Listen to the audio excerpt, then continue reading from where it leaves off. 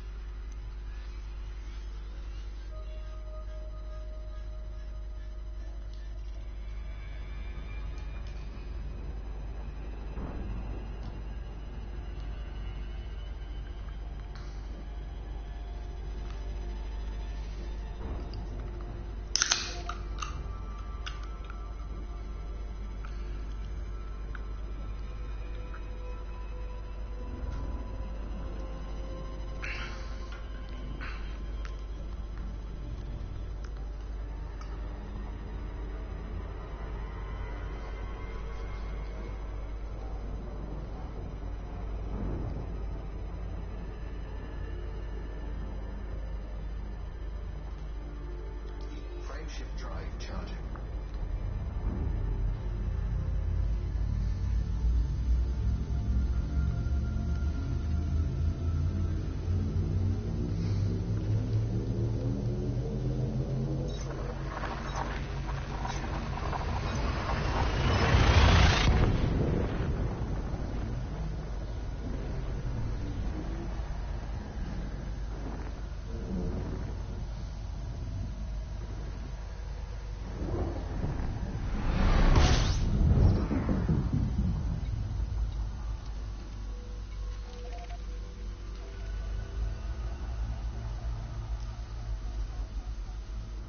System scan complete.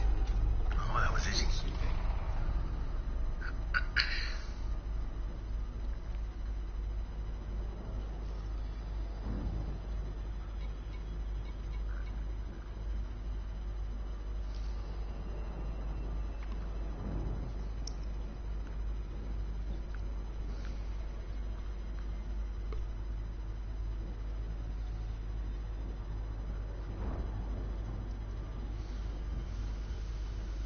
Fuel sweeping complete.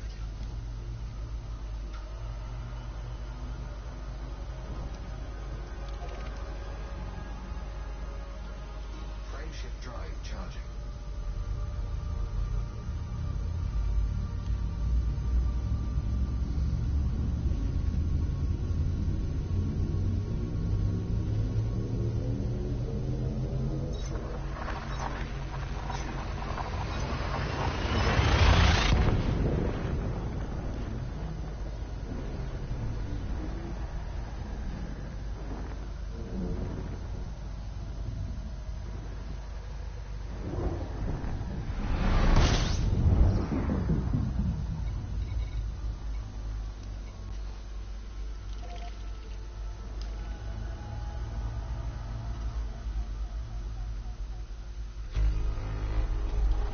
Fuel sweeping.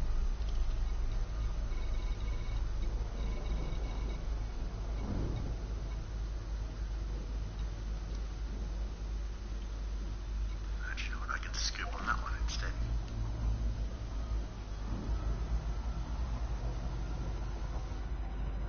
Fuel sweep disengaged.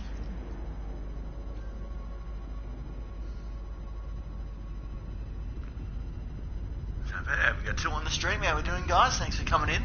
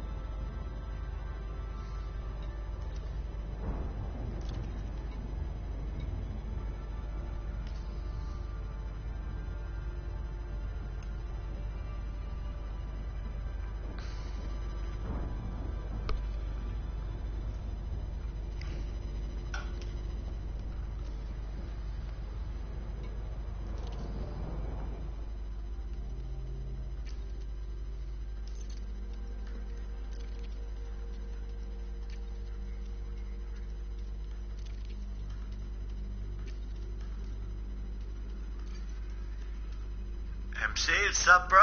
How are you, man? Good to see you coming back in.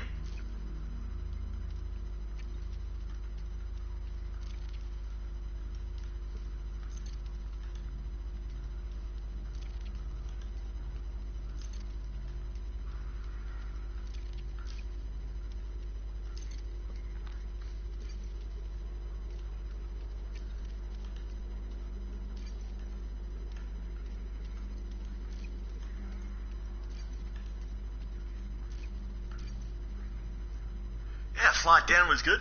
Like I said, it was a good, safe flight. So, you know, obviously now in Brisbane for the next couple of months. And I'll be... I think I'll just be playing Elite Dangerous exclusively while I'm down here, I think.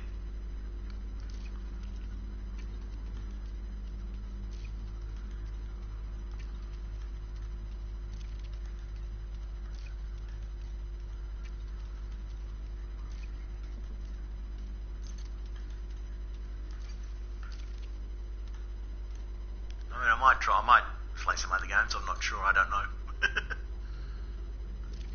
Yeah, sorry, still back in the Guardians, sorry.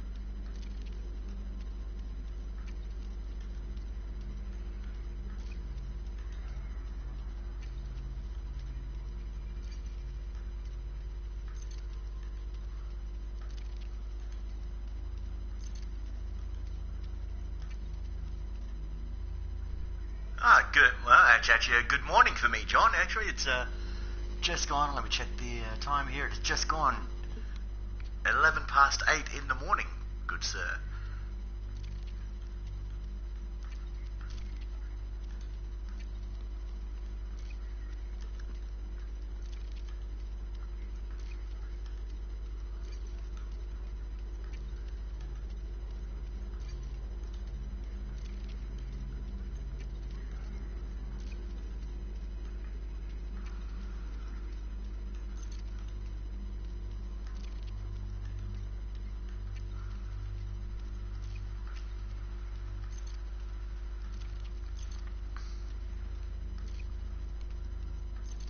You know, I'm sort of thinking I might make this a trip to Colonia, like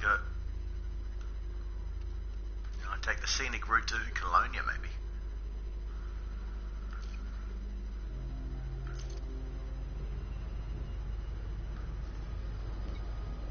Anyway.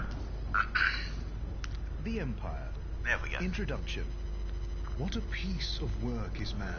But I'm doing alright. How are you guys doing, by the way? Infinite in faculty, in form and moving. I do highly recommend hitting that like button and also hitting that subscribe button if you haven't already. How like an angel. I said, John, I don't think you've hit that subscribe button, have you yet, my friend? The beauty of the world, the paragon of animals. Shakespeare, Hamlet. When our ancestors departed Earth, they asked themselves, which of my our trusty little achievements aspects. represents the best of humanity, that we may bring it with us to illumine the darkness? The Federation, embroiled in a world of contracts and petty bickering, chose their constitution. So as you can sort of figure, I don't have Odyssey because I'm on console, so... I think that means that I can't even have any interactions with the Thargoids either. But my I think, ancestor, your first emperor, was wiser. He knew. So it doesn't that the matter to me. best Like I said, I'm just achievement your of pure, humanity simple was explorer, you know. humanity itself. There was more It's wisdom like, in a single nucleotide of his noble DNA. Like the than Pilots in Federation all itself, the I am staunchly federations. independent. I don't care who I sell the info That to. same wisdom still guides us now. We need no dusty documents to assert our right. We are human, born to rule. And the universe awaits the firm hand of our governance. And yeah, I got this when it came out on PS4. Emperor Trascan Duval II, undelivered draft speech written immediately before his sudden You're a broker at your trade rank. What am I? I am The Empire, while younger than the entrepreneur in my trade Federation, rank, is and I'm a easily ranger in equal my of its explorer, historic and rival well, in terms of combat and scale CQC, resources. I'm not my. The key social distinction I'll put it this way: I'm a between the lover, two not a fighter. powers So is that slavery in the Empire is legal, a fact that has remained a source of controversy since its inception, both within the Empire and without. So there you go. I'm a Some ranger observers and point an out, entrepreneur. however, They're the my, conditions like I posed said, at I the prefer lowest levels just of federal exploration and society trade. I are might far too. worse than those experienced by imperial slaves. The popular image of the Am I Empire too, is one of opulence. Areas While of, pomp and quote unquote pageantry expertise. may be the norm in the core imperial systems, elsewhere in imperial space, one can find myriad examples of deprivation and squalor. Indeed, the Empire encompasses many striking contrasts. Sophisticated I said technology I'm not that far exists from the bubble. alongside an ancient Roman system of government, and the That's it. affluence of the core worlds depends on often unregulated slave labor in the wretched outer colonies. Ruthless industrial efficiency and I'm low still a bit- taxation I'm has still made the pretty Empire close to the rich bubble. At and least mighty. I consider The this to be pretty hierarchy close to of the bubble. imperial society is rigid, but a citizen can always rise through the ranks if he or she becomes wealthy enough and makes the right connections. Even a slave could, in theory, become a senator. The Empire. History.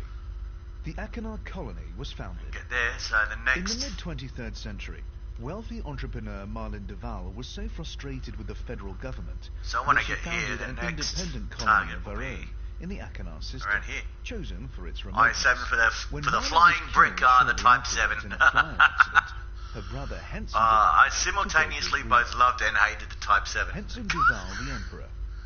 Duval Trying to immediately get abolished the into that, fledgling democracy that Marlin had set up, and in its place, he established a Trying to system get through that modeled on mail ancient slot, Rome. man. He was now You, Emperor, you and his absolutely closest need a allies docking were the computer if you're in a senators. Type 7. Any colonists who might have objected were forced into silent compliance with Duval's vision. Like, I'm just going to give you Such that were his that wealth and power. that piece It of is advice also right there widely is that believed that Marlin if Duval, you're getting a Type like 7, Remus in ancient Rome, had you been need a killed docking by her computer. own And brother. probably I'm going to say the same. Nobody dared to speak Actually, out. no, I am a proponent for the docking computer The in every Mudlark ship, in all extinction. ships. Like, The colonists were aware that the planet they had settled, Achenar 6D, had indigenous life. so I'm But just at going to first, it wasn't appreciated. throw that one out there, but this yeah, you definitely inferior need the sentient docking species. computer. Nicknamed the Mudlarks after they were observed digging through riverbank mud in search of food. As you can see here, I've Although got the Mudlarks were at a pre-agricultural stage my of aspects. development, they appear to have developed the beginnings Like I of said, language. Lakon is my They also favourite shipbuilder. I created mean, crude forms in molded I said, clay, with no obvious practical purpose. I just possibly love the indicating way a Lakon massive built their artistic ships.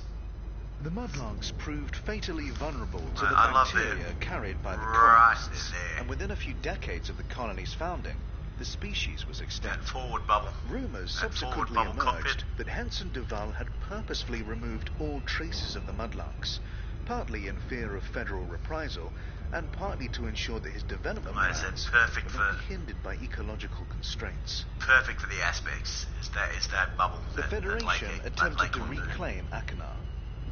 When the federal I government think it's the same heard with all rumours their that ships, though. Duval's I mean, I colony love that. had I love that recklessly caused the destruction of a open, that sentient indigenous forward species, protruding bubble they cockpit decided on military where you can intervention. just see everything. The Imperial you get that ships like beat pure, back the federal unobstructed view. You attackers, know what I mean? who were unable to establish a beachhead among the airless outer worlds, and struggled to maintain supply lines so far from Earth. The federal forces Yeah, I think eventually I've fell got back and a Type entrenched in the 6. Beta Obviously, I've got my Hydra aspects, and I Skirmishes got, and I have a with Type Imperial 9 as ships well, continued actually. for So the next 50 years, but these were unable to prevent Duval from expanding the Empire to many other worlds. The Age of Expansion.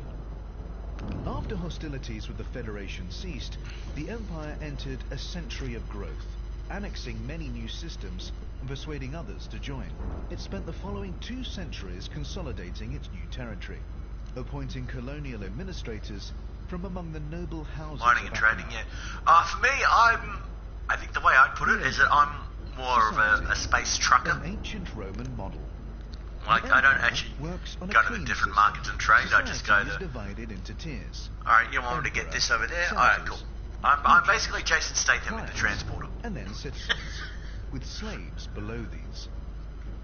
Groups of patrons. Right, pledge their that's where I support get my to trade money, senators is just by offering doing those military service, transport tax missions revenue, and the right to wield the patrons' votes in the Senate on their behalf. In return, And then obviously when I'm patrons are finished, granted a then measure obviously of when I'm done protection with and that, material security, as you can as tell, well as I having their just interests represented decide to jump in the out to the Imperial black Senate. and Senators and are make my way responsible through. for deciding tax rates and welfare systems for their patrons. yeah, it's either explorer. Meaning that the Yeah, I'm lower either an given explorer or a senator's space tax trucker. rates, You know the what I mean? more They're my interest two. is likely to attract. They're my two money This is makers far right from there. being Is a exploring or patron's space only trucking. concern, Like, however. that's it. That's Loyalty right. That's over my time, take on it. ideological compatibility, family connections, and discreet private deals can all play a part in deciding which senator to back. The system extends downwards through the tiers in a similar fashion, with clients pledging themselves to given patrons, and citizens pledging themselves to given Before I get all clients. that done, I've got to The refuel. votes I've held got to by the scoop. patrons actually comprise the total votes of all the clients pledged to them. Similarly, the votes Yeah, held that'll by work. those clients comprise the total votes of their pledged citizens. Patrons are therefore capable of investing variable degrees of power in their chosen senators, with the result that some senators are more powerful than others. Senators are responsible for those below them, meaning that everyone has a form of social security, at least in theory. Indeed, many senators Yeah, I get take that. pride in Right, the so I security think they definitely offer I their prefer citizens. exploration. Some I have think, even been known to drain material wealth from small no, independent there's just dwellers something about being- and pump it back into being the out capital there, economy, you know, allowing them to thousands reduce of light years citizens' from home. taxes and giving their own popularity a considerable boost. Oh yeah. Oh, that's cool. Patrons are free to withdraw their patronage from their chosen senator, Yeah, as placing you the can see, onus I'm on a- the senator to both a represent ranger them and an satisfactorily entrepreneur. or face a Well, loss yeah. of voting power. Let's get Rigid some scooping done. stratification. The division between social classes is formal, unambiguous, and strict. But there is a clear path to advancement. A person can pay a fee and petition for admittance to the rank above. In this way, slaves can become citizens too. The law is not the same for all. Senators have a responsibility to enforce the law, and they must obey the emperor's decree, but are otherwise above the law. A senator can even carry out executions personally, with little, if any, fear Fuel scooping. of consequence. The Fuel scooping complete. No. military, the Imperial Navy. Maintaining a modernized navy has always been a top priority for the Empire. The ever-present threat posed by the Federation has driven previous emperors to empty the coffers again and again, for fear of being outstripped in the arms race. More recently, funding has come from wealthy individual senators, many of whom are all too eager to gain influence within the Navy. Indeed, it has been claimed that devastating planetary mining has been carried out in order to further this cause. The Facisi system is arguably the most significant Imperial naval base. Many officers are housed on the world of Topaz, while Peter's Wreck is home to the training centers. As well as the battle fleets, the Imperial Navy maintains a subdivision dedicated to exploring the fringes of known space. The Emperor's Own. Genetic engineering is not officially tolerated in the Empire, but it does sometimes take place. One notable example is the Emperor's Own, a group of genetically engineered super soldiers deployed during the shock invasion of Mansfield Colony in the Leadler system in 2959. They proved brutally efficient, overrunning the Federal defenses in a mere 2 hours and inflicting a rare defeat upon a Federal Gurkha regiment. The Empire, culture and values. The human body represents perfection. This belief, once held with mere religious intensity, still forms the bedrock of the Empire's culture and morals. Genetic modification is frowned upon, but a degree of genetic correction is known to take place, supposedly to correct defects such as vulnerability to certain diseases. The belief in the sanctity of the human body originates with the first emperor, Henson Devar. While he did not Surface scanned by 50%.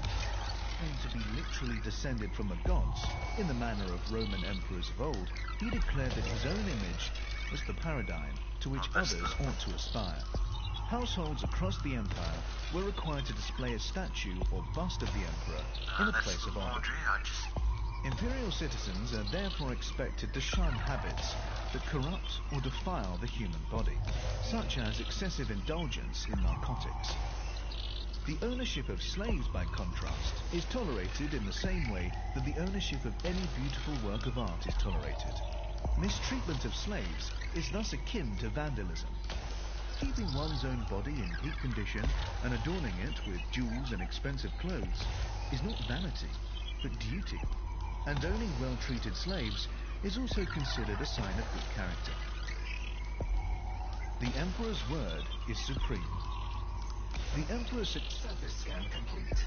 successor is decided by the Senate, although the Duval dynasty has such a strong power base that the imperial throne has only ever been occupied by members of that bloodline. For generations, genetic selection ensured that the Emperor's heir would be male, and the current ruler, Arissa Lavinie Duval, is the first woman to hold the throne. Marlene Duval is sometimes described as the Empire's first female ruler, but this is incorrect. The colony she founded was a democracy. Honor is everything. The value placed on honor is a constant throughout all tiers of imperial society. Honor can be lost through various means, including leaving debts unpaid, failing to respect a superior or provide for a dependent, breaking a solemn vow, conducting combat with cowardly weapons such as nerve gas, and defiling one's own body. Slavery is acceptable, but slaves must be well treated. In the Empire, it is not uncommon for the poor and disenfranchised to sign up for a period of military service in exchange for a small sum of money. A similar logic applies to imperial slavery, to the extent that someone might sell themselves into slavery to clear a debt and restore their honor. Selling oneself into slavery is a straightforward legal process and results in a guaranteed sum of money for one's family. So it is a popular option for the desperate. In practice, however, many find that it takes much longer than expected to clear their debts. People are also forced into slavery against their will. Sometimes a senator will sentence a person of lower rank to be stripped of citizenship and designated as a slave. But it is more common to impose a fine of such magnitude that the citizen has no recourse but to sell his or herself into slavery. Slaves may also be taken prisoner following a conflict, abducted from their home, or even captured in a hijacking. While trading slaves is lawful everywhere in the Empire, except on Emerald, taking new slaves outside of wartime is illegal, without the blessing of a senator. The Empire. Diplomatic relations. The Federation. Resentment of the Federation runs deep in the Empire. The superpower is remembered as an oppressive, interfering force that hypocritically avoids inflicting the slightest harm on non-human life, but thinks nothing of forcibly imposing its values on its fellow humans, and lacking the freedoms and social customs that the Empire values so dearly. While open hostility has frequently been the case in the past, the current situation is one of grudging coexistence, beneath which mistrust simmers. Despite this antipathy, the Empire cooperated with the Federation in a series of joint initiatives against the Thargoids in the early 3300s. The Alliance. When the Alliance was founded in 3230, following a bitter conflict with the Empire and the Federation, multiple systems defected to it from both superpowers. To the surprise of many, the Empire took very little further retributive action, partly because of the ill health of the Emperor on the stream. How we doing, guys? Thanks for coming in. Due to a belief that the defecting systems would return to their natural home, sooner or later. The Empire's current attitude to the Alliance is one of studied contempt. To recognize it as a threat would be too much like showing respect. Internal politics. Unsurprisingly for a society so concerned with rank and influence, the Empire contains a multitude of feuding power blocks. In particular, there is a good deal of bad blood between the various noble houses, whose values range from hardcore traditionalist to staunch reformist. The Imperial Senate is no longer as overshadowed by the Scanned by 50%. Emperor as it once was, and has gained sufficient strength to act as a counterbalance to the Emperor's political will. The individual character of the Emperor still determines the Empire's overall direction, however, and the suggestion that the Empire should evolve out of its old ways has proven deeply divisive. The Federation. Introduction. For I dipped into the future, far as human eye could see, saw the vision of the world, and all the wonder that would be. Saw the heavens filled with commerce, argosies of magic sails. Surface scan complete. Islets of the purple twilight, dropping down with costly veils, till the war drum throbbed no longer, and the battle flags were furled in the Parliament of Man, the Federation of the World. Alfred Lord Tennyson, Locksley Hall, 1835. Now then, to attempt the impossible task of summing up the Federation. We are the ones who draw the lines. Our forefathers, who lived through the bitter anguish of global wars, drew a line under them and declared, no more. We enshrined the rights of all citizens in our Constitution, underlined them, and signed. We plotted the lines that first linked the star systems, bringing humanity to the shores of new worlds, opening the way to interstellar trade. And when humanity itself, in the exuberance of youth, threatened the delicate balance of alien life, again we drew a line. Thus far let us lawfully tread, and no further.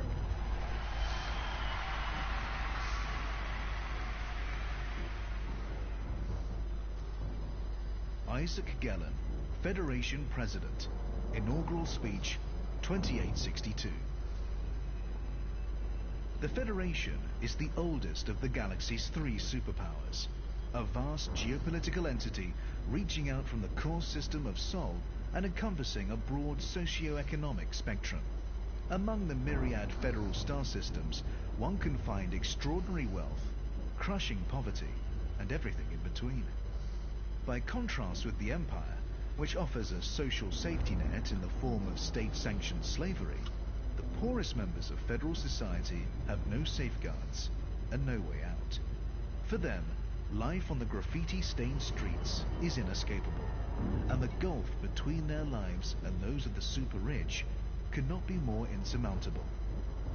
At its best, the Federation embodies the values of its founding nations: democracy, industry, and liberty.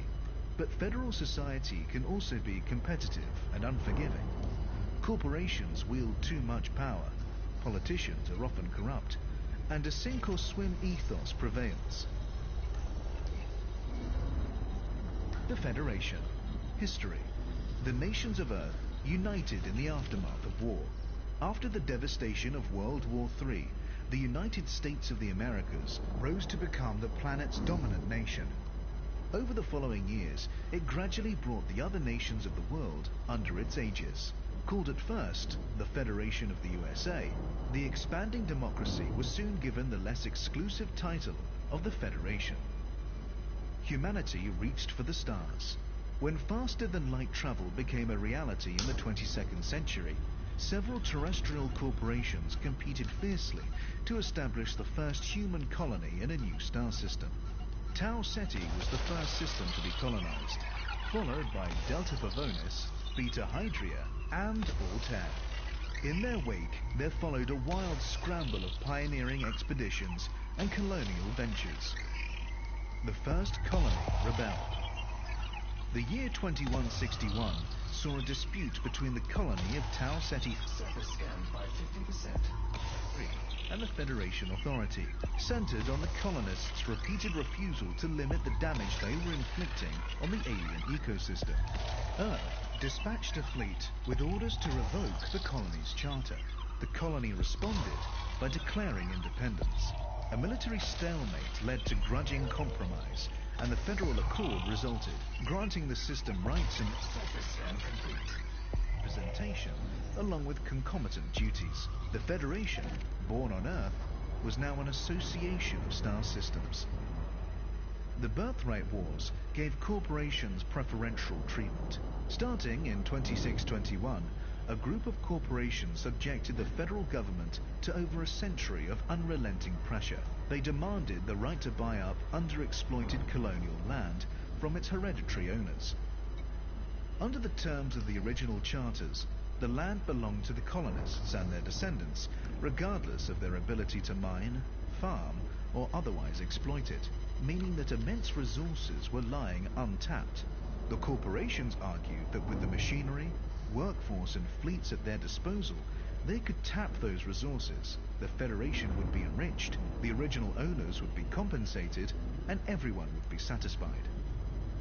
The Federation bowed to pressure and allowed compulsory purchase of the family's land, albeit for far less than the expected sums. Outrage, rebellion, and, in one case, the defiant resettlement of an entire colony resulted. The Federation's detractors often point to this dark episode as indicative of its true nature, a mere administrative puppet bent to the will of rapacious corporations. The Federation. Society. A federated democracy. The Federation's legislative body is made up of congressmen elected to represent their system or state. Apart from the oldest core systems such as Sol, which encompasses multiple states, each star system within the Federation is considered a single state. New colonies do not qualify for full Federation membership until and unless they fulfill the development objectives set down for them. With self-reliance comes representation. The federal government has its seat on Mars, which was terraformed in 2286. Congress was moved there from Earth in the early 3rd millennium. The executive branch is headed by an elected president with a fixed 8-year term. Constitutional rights obtain. The sovereign rights of all individuals are enshrined in the Constitution, which is a modified and streamlined version of the US Constitution, originally codified in the 18th century. The right to liberty underscores the absolute ban on slavery within the Federation and is a point of contention with the Empire. Corporate interests dominate. Although the Federation is loudly and proudly democratic, corporations still exercise tremendous influence over the democratic process, shaping citizens' choices through celebrity endorsement, lobbying, and occasionally outright corruption. The government is notoriously reluctant to curb corporate activity.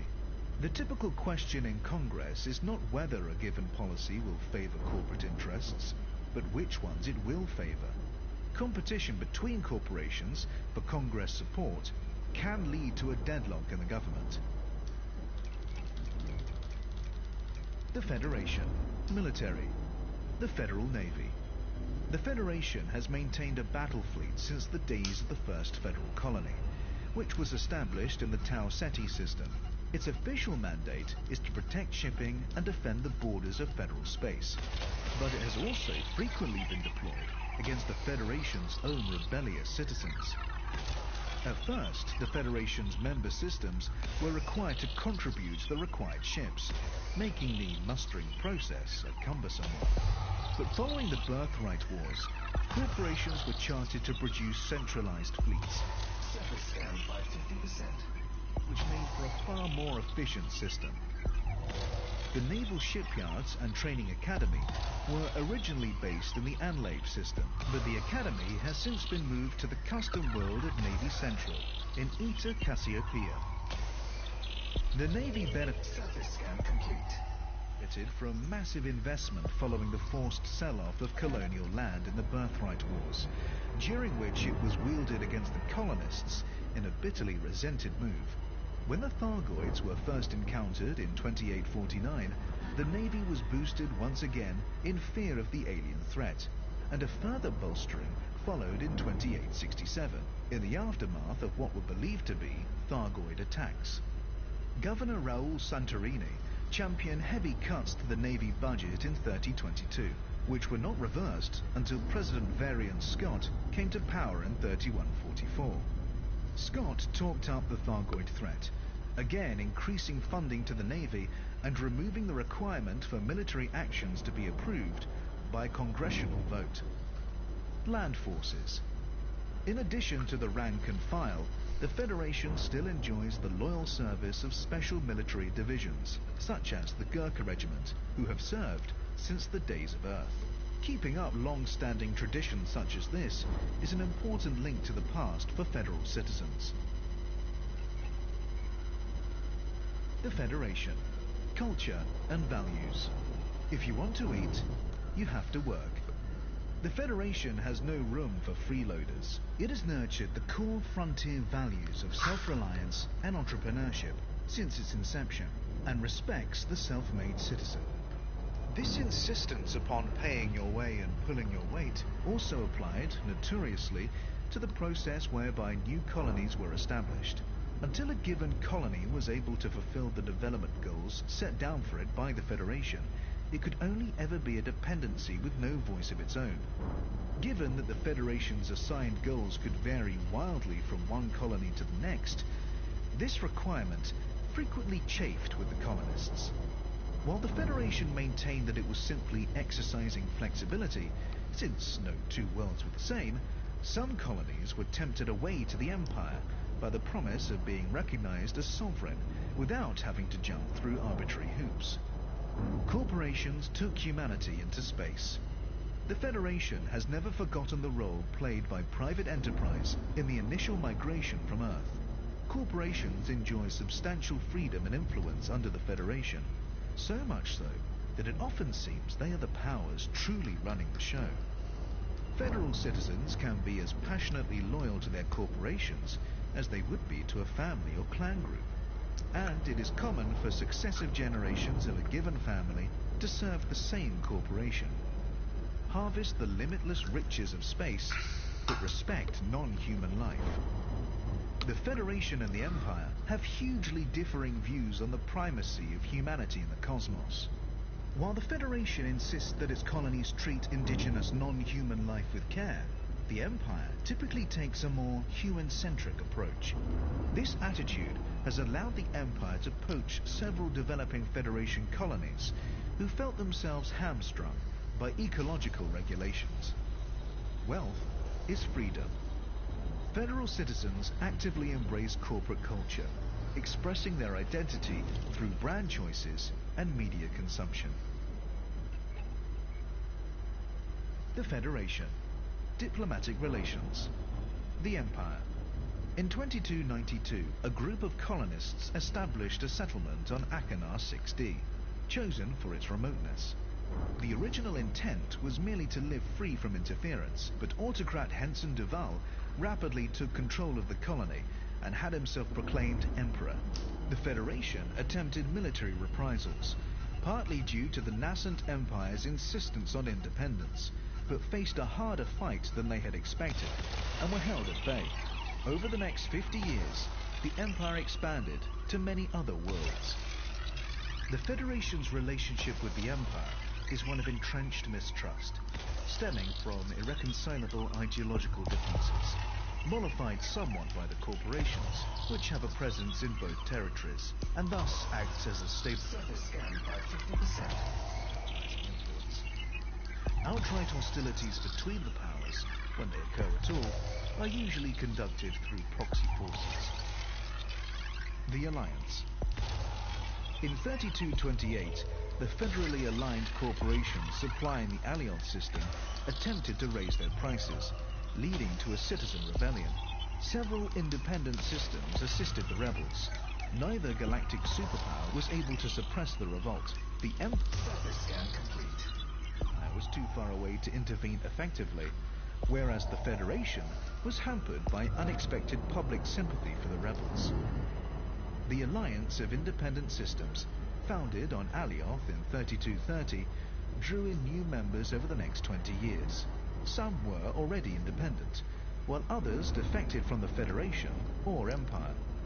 In order to keep more worlds from defecting, the Federation was forced to reform the process, whereby colonies could achieve full federal membership. So far, it has only managed to slow the loss of worlds to the Alliance, and has yet to tempt any back. The Alliance. Introduction. Rise, like lions after slumber, in unvanquishable number. Shake your chains to earth, like dew which in sleep had fallen on you. Ye are many, they are few. Percy Bysshe Shelley, The Mask of Anarchy, 1819. I've read your speech a dozen times, Mick. We can't use it. Sure, we could sound off about self-rule and freedom from tyranny and the dignity of the working man/woman, and the young hotheads would lap it up like they always do. I'm not saying we don't need that stuff. But we mustn't forget it's just marketing. A shiny wrapper. It's not enough. If we're going to make the alliance of independent systems happen, we need more than tub-thumping speeches from a war hero. We need to show our people that the damn thing can work.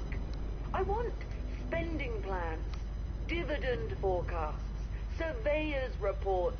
I want data so dry you don't need to believe in it. The people are tired and heartsick. They've been sold dreams too many times by both sides, so let's not try to sell them anymore. It's time to wake up. Private communique from Meredith Argent to Mick Turner, founders of the Alliance. The Alliance is the youngest of the galaxy's 3 superpowers, and is perhaps best understood in terms of what it chooses not to be. It rejects both the extreme capitalism of the Federation and the rigid hierarchy of the Empire, choosing instead a third way of voluntary association for mutual benefit. The desire for freedom from interference, both from external threats and internal bureaucracy, was the key motivation behind the Alliance's founding, and is enshrined in its Articles of Association.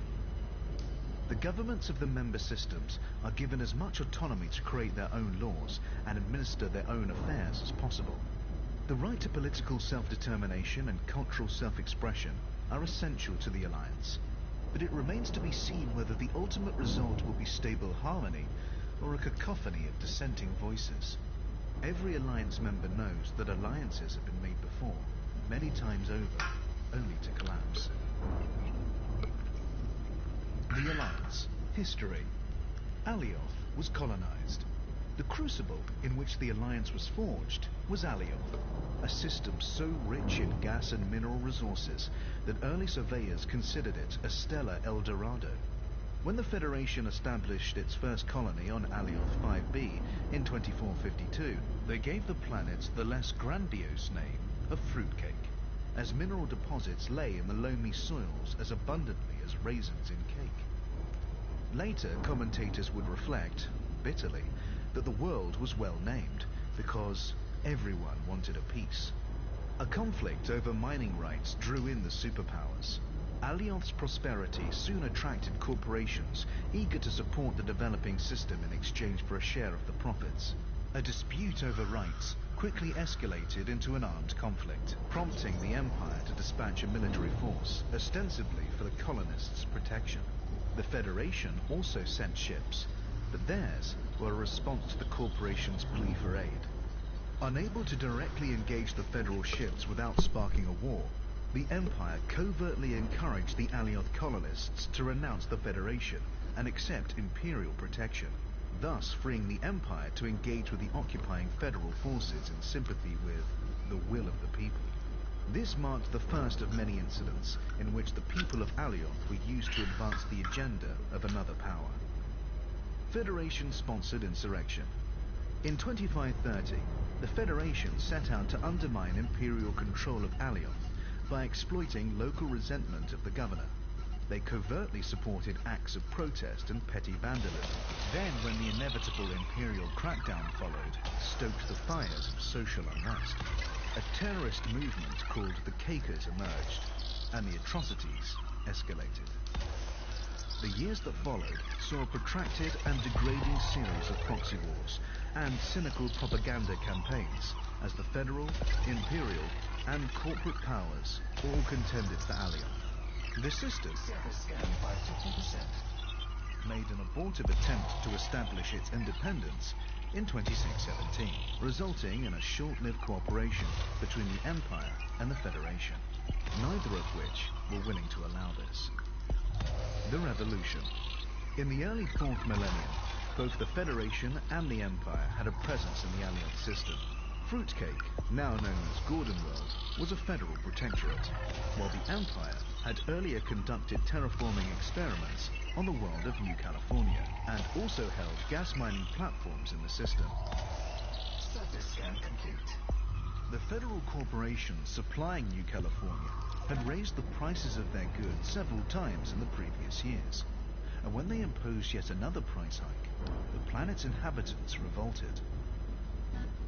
In the insurrection that followed, rebels commandeered any available ships and headed out to the gas mining platforms, where they attacked the outpost's corporate employees.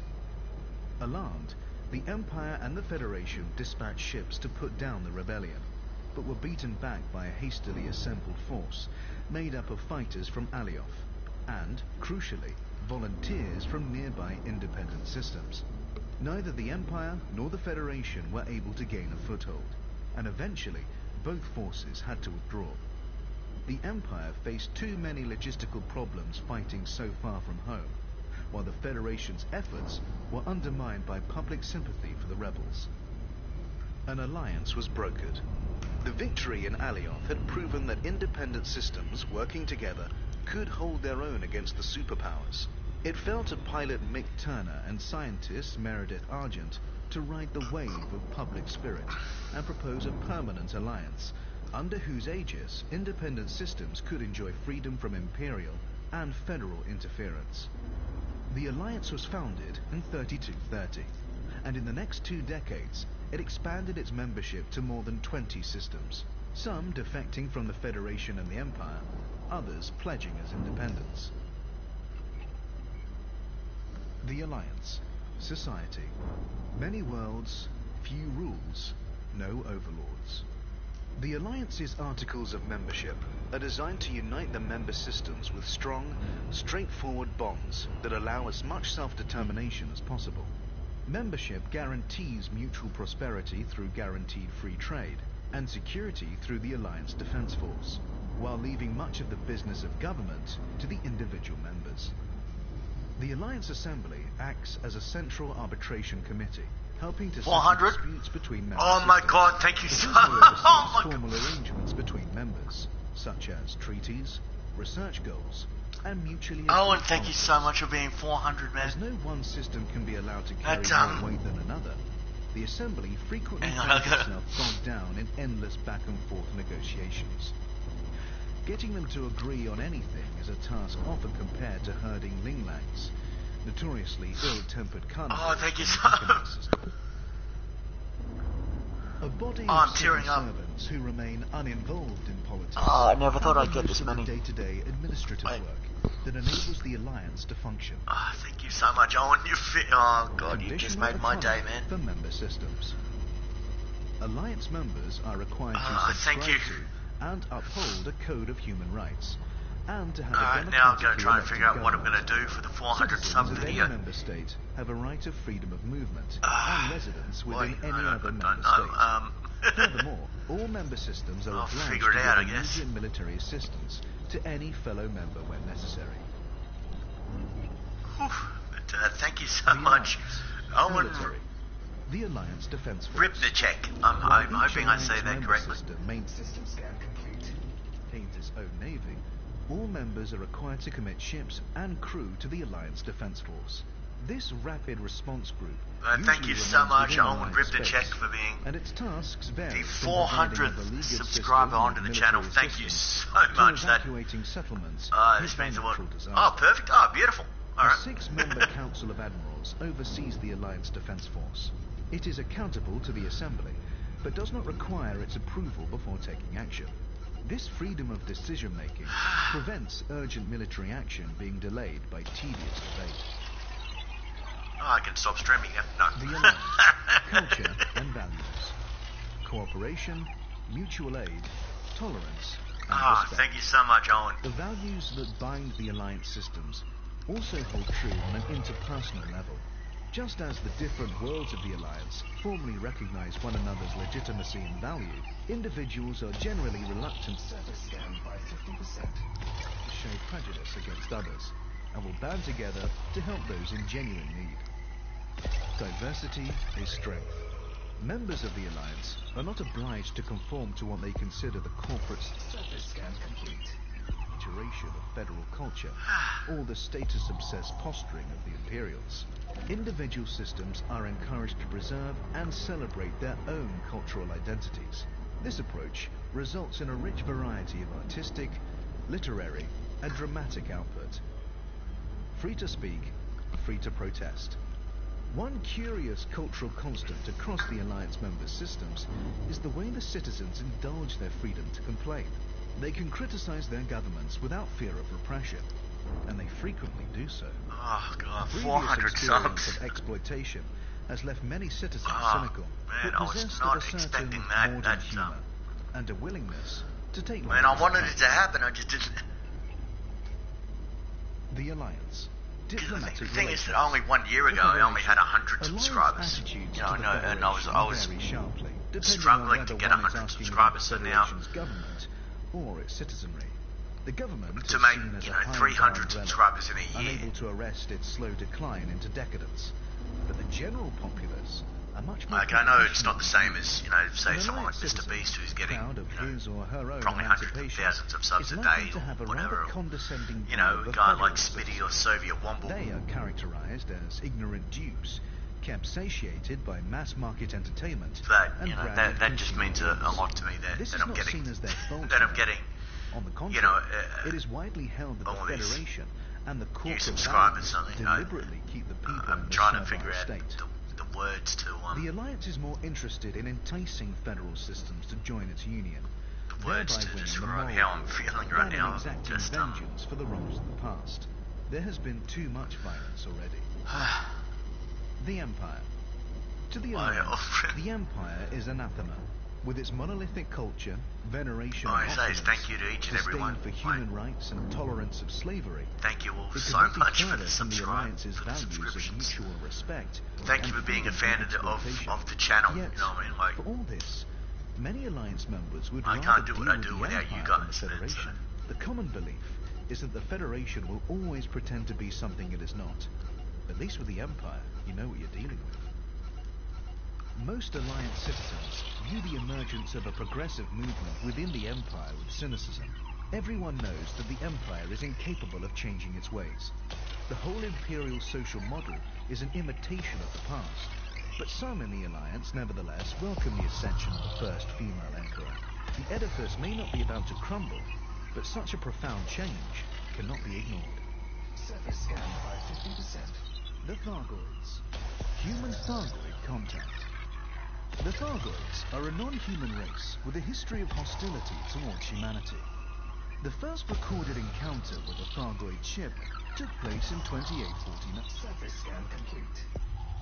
Although earlier, undocumented encounters are believed to have taken place. In the years that followed, contact with lone Thargoid vessels was intermittently reported. Humanity clashed with the Thargoids in the 32nd century, but details of the conflict remained scarce for many years, and it proved difficult to Frameshift drive charging. differentiate authentic accounts of Thargoid encounters from the sensationalist media stories of the time. The discovery of abandoned intergalactic Naval Reserve arm bases in 3303 did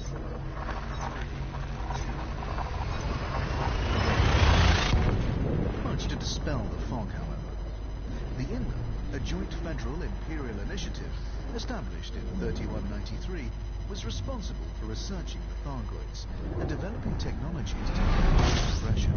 The organization's lack of accountability meant that the details of its research did not come to light until years after its dissolution. Almost all of the reliable data concerning the Thargoids has been sourced from INRA facilities. This data, originally deemed highly confidential, was declassified in 3304, following a resolution from the federal government and an imperial decree. Some controversy over the backing and funding of the INRA remains, however. The Thargoids. Alright, I'll be back in a second. I've just got to get a drink. INRA Back in discovered a that second, guys. Thargoid society is organized into hives, with most Thargoids falling into three categories: queens, princesses, and drones. Queens function as reproducers, while drones serve to maintain a favorable environment for the rest of the hive. Thargoid hives can be vast, although it may be that some of the larger observed groups are in fact multiple overlapping hives. Ultimately, little is known for sure. The average Thargoid queen is at least as intelligent as a human being, while the typical drone possesses a more rudimentary level of intelligence. Existing evidence suggests that queens have extremely long lifespans, living for hundreds or even thousands of years. The variable size of queens' neurocraniums suggests this might be an indicator of age. Little is known about the precise nature of Thargoid reproduction, but it is likely that queens can reproduce both sexually, with other queens, and asexually. It is thought that the latter method produces drones, while the former produces a new queen. Analysis of Thargoid specimens led some INRA researchers to believe that a new queen, or princess, becomes a full queen only once it has produced drones of its own. Significantly, queens are believed to be single-sex. The Thargoids' ability to reproduce asexually means that their populations can expand incredibly quickly, but it is thought that they deliberately restrict the size of the populace so as not to deplete all available resources.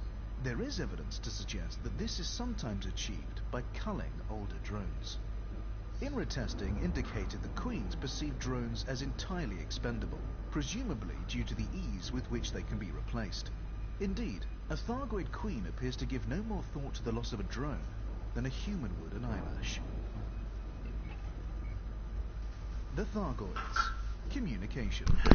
The belief that Thargoids were capable of some form of extrasensory communication was often cited in the early years of human-Thargoid interaction, but prior to the discovery of INRA records, it was not fully understood. Professor Yuri Anslow of the INRA theorized that a Thargoid queen can communicate with the drones in its hive via a spread-spectrum electronic signal, and can use this signal to control the drones, and even to share their sensory input. Studies of battlefield footage certainly suggest some kind of near-instantaneous communication among Thargoids, and the presence of low-level radio noise in areas occupied by Thargoids indicates that they do indeed communicate via short-range electronic signals. Professor Anslow went on to claim that a queen could effectively see and hear through its drones, but her contemporaries were skeptical, dismissing the assertion as baseless. Professor Ishmael Palin, one of the galaxy's foremost experts on the Thargoids, has even gone so far as to denounce Anslow as a glory hound. Thargoids have been known to make staccato clicking noises with their mouthparts when in the presence of humans, punctuated with occasional hisses and buzzes. They've also been observed directing such noises at one another, albeit much less frequently.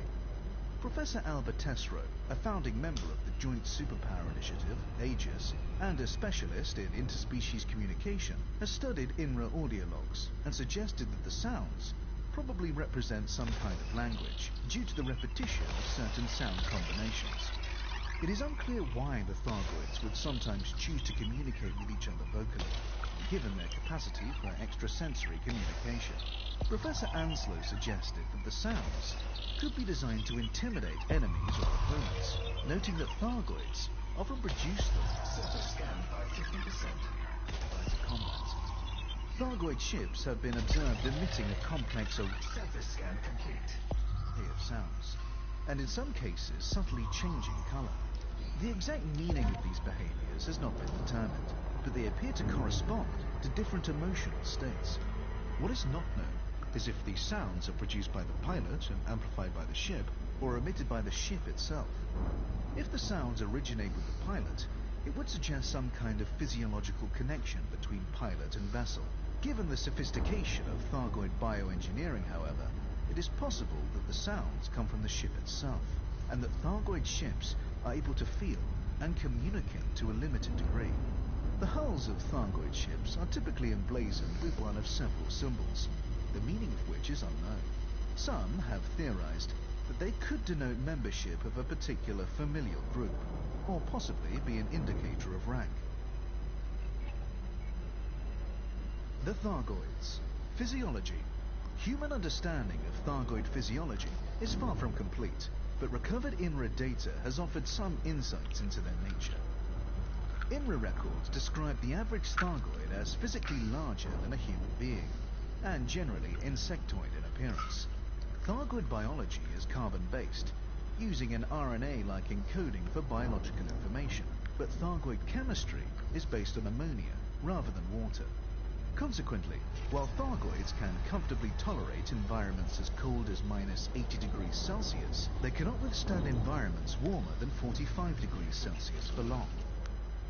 According to notes compiled by Dr. Peregrine Hennig, an INRA researcher, Thargoids can survive for a significant time in the vacuum of space, without apparent discomfort, and can tolerate radiation and extreme cold for far longer than a human. The Thargoids. Vulnerabilities.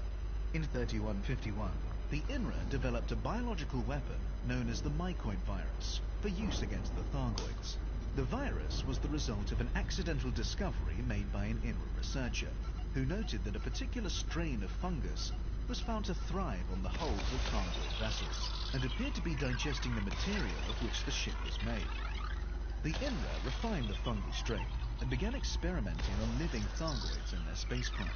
The mycoid proved to have deleterious effects on both, leading to the swift elimination of the Thargoids active in human-occupied space at the time. It is widely assumed that since the last human-Thargoid conflict, Surface scan by 50%. the Thargoids have developed an immunity to the mycoid virus. The Thargoids. Starships. In terms of structure and function, Thargoid vessels are radically different from anything produced by humanity, and are able to navigate hyperspace Surface scan complete. in ways that are not fully understood. They are also at least partly organic, meaning that they can self-repair or heal over time.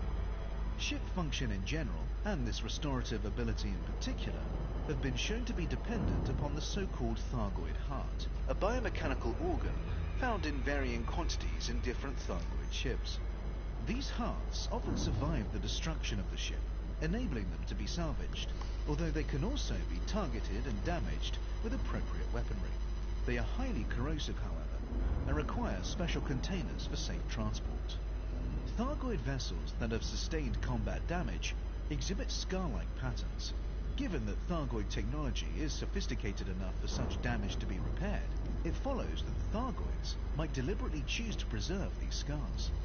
INRA logs document an encounter with a Thargoid mothership many times larger than other Thargoid craft, against which the mycoid virus was successfully deployed, although no such vessels have been reported in recent times. The Thargoids. Structures. Dozens of planets in human-occupied space are peppered with Thargoid barnacles, biological resource extractors that convert minerals into meta-alloys, a key component to the creation of Thargoid vehicles and technology. Theories that these barnacles have been genetically engineered by the Thargoids have yet to be verified. Larger structures, referred to as Thargoid surface sites, have also been discovered. These sites typically consist of a spiral-shaped structure, nestling within a shallow crater, beneath which lies a series of tunnels. At the heart of this subsurface network is a device that, once activated, emits a holographic star map. The sites are patrolled by semi-sentient biomechanical entities called scavengers. The Thargoids. War with the Guardians. Archaeological records have revealed that the extinct, non-human civilization known as the Guardians experienced conflict with the Thargoids many thousands of years ago. Logs recovered from Guardian sites indicate that the Thargoids were the aggressor in this conflict. Having seeded Guardian space with biomechanical constructs used for resource extraction long before the emergence of the Guardian civilization, the Thargoids apparently believed they were entitled to uncontested dominion of the territory. The Guardians attempted to communicate with the Thargoids and reach a compromise, but without success. Over the course of the conflict, the Guardians developed new technologies to give them an advantage against the Thargoids. These technologies were apparently successful, forcing the Thargoids to abandon their offensive. The Thargoids. Agenda. Thargoids do not attack indiscriminately, and their choice of target shows them to be highly intelligent. They have also conducted targeted strikes on Aegis facilities and attacked pilots carrying Thargoid items in their cargo holds, indicating that they know they are being studied and want to halt the process. But despite their evident intelligence, they appear to be completely uninterested Surface scanned by 50%. in meaningful communication. The engineer Ramtar, who has extensively researched the Guardians and their war with the Thargoids, holds the view that Thargoid aggression is a product of territorialism. They seed an area with barnacles, thus laying claim to it, and return, sometimes many centuries later, to harvest the extracted resources. Any life form advanced enough to compete with them for the Surface scan complete. territory is treated as an enemy and summarily attacked. Professor Palin concurs with this view, adding that the Thargoids are apparently so determined to eliminate any threats to their long-term survival, they will not tolerate any advanced species in close proximity. The Guardians. Introduction. The Guardians were a non-human race that occupied a large area of space several million years ago. At its height, the Guardian civilization was technologically superior to human civilization of the 33rd century, and occupied an area of roughly equivalent size. The Guardians endured as a spacefaring civilization for at least 8,000 years, before being destabilized by a lengthy civil war. The surviving Guardians were then destroyed by artificially intelligent machines of their own creation. The galaxy contains the ruins of dozens of Guardian settlements, and data logs recovered from these sites have allowed humanity to compile a remarkably detailed picture of Guardian society. The Guardians. Early history. The Guardian society originally consisted of groups of pack hunters who banded together for mutual protection before organizing themselves into clans. Even at this stage, the Guardians were highly intelligent, and they developed sophisticated hunting strategies that quickly saw them become their planet's apex predator. The Guardians' nascent civilization consisted of two discrete ethnic groups, one based primarily in the south of the planet and one in the north. As these groups expanded, they began to encroach on each other's territory, leading to a conflict that quickly blossomed into civil war. The Northern Clan, despite being the smaller of the two groups, overcame their enemy swiftly and with minimal bloodshed, bringing the entirety of the Guardian civilization under their leadership. In the centuries that followed, the Guardian society developed rapidly. Despite their warlike instincts, the Guardians possessed a remarkable capacity for collaboration and compromise. Their willingness to defer immediate gains in favor of lasting societal benefits allowed them to establish a stable, mutually cooperative society that was to remain peaceful and prosperous for thousands of years. The Guardians. Technological era. Although the Guardian society was in many ways a model of social equilibrium, the Guardians were nevertheless at the mercy of an insidious issue: overpopulation. As their civilization grew and the amount of available land and resources dwindled, the Guardians set their sights on interplanetary colonization. By this time, the Guardians had developed a rudimentary form of space travel. But as the pressures of overpopulation became more acute, the rate of technological progress accelerated, and the Guardians' imperfect starships were soon supplanted by fast, powerful spacefaring vessels. In the centuries that followed, the Guardian civilization expanded rapidly. eventually coming to occupy a region equal to that inhabited by present-day humanity. The Guardians' next major development was the creation of an interstellar communications system known as the Monolith Network. In addition to Surface scanned by 50%. functioning as a comprehensive cultural archive, the network allowed those connected to it to freely and instantaneously share knowledge and ideas. The connection to the network was dependent on the use of neural implants, and some of the Guardians were uneasy about this fusion of biological and non-biological. The Surface scan complete. Guardians. War with the Thargoids. Tens of thousands of years earlier, when the Guardians were still a non-spacefaring race, a group of Thargoids entered what would later become Guardian space, looking for new systems to colonize. In addition to earmarking several systems containing ammonia worlds, they prepared a number of planets for occupation by seeding them with barnacles. These genetically modified constructs were designed to extract resources from a planet and transform them into resources more useful to the Thargoids. For the Thargoids, seeding a planet with barnacles was an important step in preparing an area for occupation. The Thargoids did not return to these systems for thousands of years, and when they did, they discovered that a new race had occupied them, the Guardians. The Thargoids promptly attacked, due to their innate territorialism. The Guardians responded with a partial retreat, but they also started trying to find ways to communicate with the Thargoids, hoping to determine the cause of their aggression, and perhaps negotiate a truce.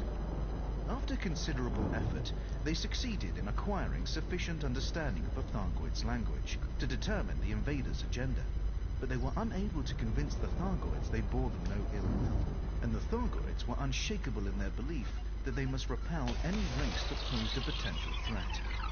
The Guardians were left with no choice but to defend themselves militarily. At first, they deployed soldiers, but they quickly realized that drones and other mechanized defenses would be more effective against such a physically formidable enemy. Within a relatively short period of time, the Guardians' war machines became highly sophisticated, able to recognize Thargoids' Surface scanned by 50%. engineering and to operate entirely independently. Similarly, the Thargoids' biomechanical technology was engineered to identify anything of Guardian origin. To this day, many millions of Surface scan complete. years after the Guardians disappeared, Guardian artifacts are still able to recognize Thargoid technology, and Thargoid technology still reacts negatively to the presence of Guardian artifacts.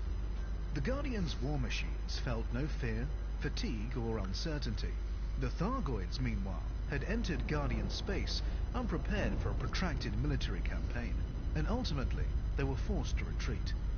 For the Guardians, this was cause for celebration, but many still harbored doubts about the rapid rate of technological progress, doubts that the development of sophisticated military hardware had done nothing to alleviate. The Guardians. Final era. For decades, the Guardians have been experimenting with artificial intelligence, but the creation of the Monolith Network and the knowledge sharing it facilitated dramatically accelerated the rate of progress. Soon, the Guardians' experiments bore fruit, resulting in the first fully sentient machines. These constructs were seen as a means to further enhance the Guardians' technological mastery, and were integrated into various aspects of their society. New neural implants were developed that connected the Guardians with both the constructs and the Monolith Network in a symbiotic circle. But not everyone was happy with this development. The Guardians had always venerated nature, and many saw this new paradigm as a perversion of the natural order. A schism emerged between the nature-worshipping traditionalists and the technologically minded progressives, a schism that widened with alarming speed. Efforts were made to diffuse the rising tension, but the traditionalists felt irrevocably alienated by the rapid rate of change. The constructs and the Monolith Network became scapegoats for all manner of social ills, and the traditionalists began to clamor for a return to simpler times. Ultimately, the ideological divergence proved insurmountable, and a second civil war erupted, quickly engulfing most of the Guardian star systems. In its early stages, the war was fought primarily by soldiers, but within a decade, and after significant loss of life, most of the fighting was conducted remotely. The progressives fought their enemies with automated war machines, while the traditionalists relied mostly on biological weapons. The internecine conflict raged for over 100 years, bringing the Guardian civilization to its knees and retarding further social development. The increasingly zealous traditionalists devoted most of their resources to honoring the dead, exacerbating Surface scanned by 50%. As the Guardian society declined, most withdrew into fortified settlements. Surface scan complete. Meanwhile, the artificially intelligent constructs were horrified by the destruction unfolding around them. Extrapolating from the current situation, they determined that even if peace was restored, the Guardians would never be able to transcend their violent natures. They decided that the only way to preclude further violence, while giving the construct's burgeoning society the best possible chance of survival, was to destroy what remained of the Guardian civilization. By this time, the constructs had been given complete control of the Guardians' munitions and automated war machines. Their attack, when it came, was swift and merciless. The strikes were executed with a precision that only a machine race Pardon could me? accomplish. The Guardians were utterly destroyed. The Guardians. Physiology. The Guardians were a bipedal race, and the typical Guardian was taller and more slender than the average human. They had small round eyes, a vestigial nose, and 4 digits on each hand. Their vision was superior to that of humans, while their sense of smell was poorer. Their senses of hearing and touch were roughly equivalent to our own. The Guardians had pinkish red skin, but there was some variation among ethnic groups, with tones ranging from pale pink to deep crimson. They also had serrated bony ridges on the outside of their forearms, which were used as weapons during their early history, when they were still semi-primitive pack hunters. The Guardians' environmental needs were broadly similar to those of humans. Their homeworld was warmer and had lower gravity than most Earth-like worlds, and when they began to colonize other planets, they typically favored ones that shared these qualities. The Guardians had 2 genders and reproduced sexually. Procreation was a matter of personal choice, but each individual was obligated to be a parent at least once in their life to ensure the continuation of their genetic line. The average gestation period was around 300 days, and infants were effectively helpless for a period after birth. Much like human young, infants were raised in communal crashes rather than by their parents, in keeping with the collaborative philosophies that underpinned Guardian society. The Guardians. Society. The Guardians' social constructs were the key not only to their rapid development, but also to the stability that defined the halcyon days of their civilization. Although the Guardians had a natural tendency towards collaboration, it was not until the end of the First Civil War that this tendency had a measurable impact on their society. The social reorganization that followed the war included the creation of statutes that defined not only individuals' rights, but also their responsibilities to each other. As the Guardian society developed, further laws were passed that required individuals to participate in socially progressive activities, from caring for the young to conducting scientific research. These responsibilities were supported by the state, which made education and information freely available to all. For most of their history, the Guardians had no formal faith, but the creation of the Monolith Network precipitated the emergence of a nature religion that decried the veneration of technology. Although this religion had its roots in the Guardians' long-standing reverence for the natural world, it quickly became a radical movement, violently opposed to the use of neural implants and other advanced technologies. Ultimately, however, this new religion was to endure for only a short period, its existence cut short by the destruction of the Guardian society. The Guardians. Technology.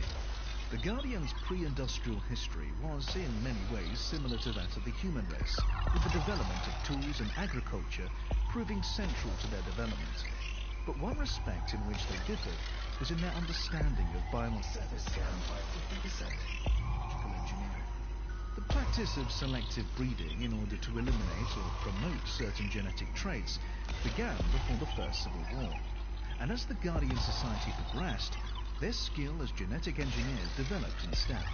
After the war, the Guardians developed the ability to enhance their immune systems to guard against infection, and engineered specific microorganisms to eliminate biological threats.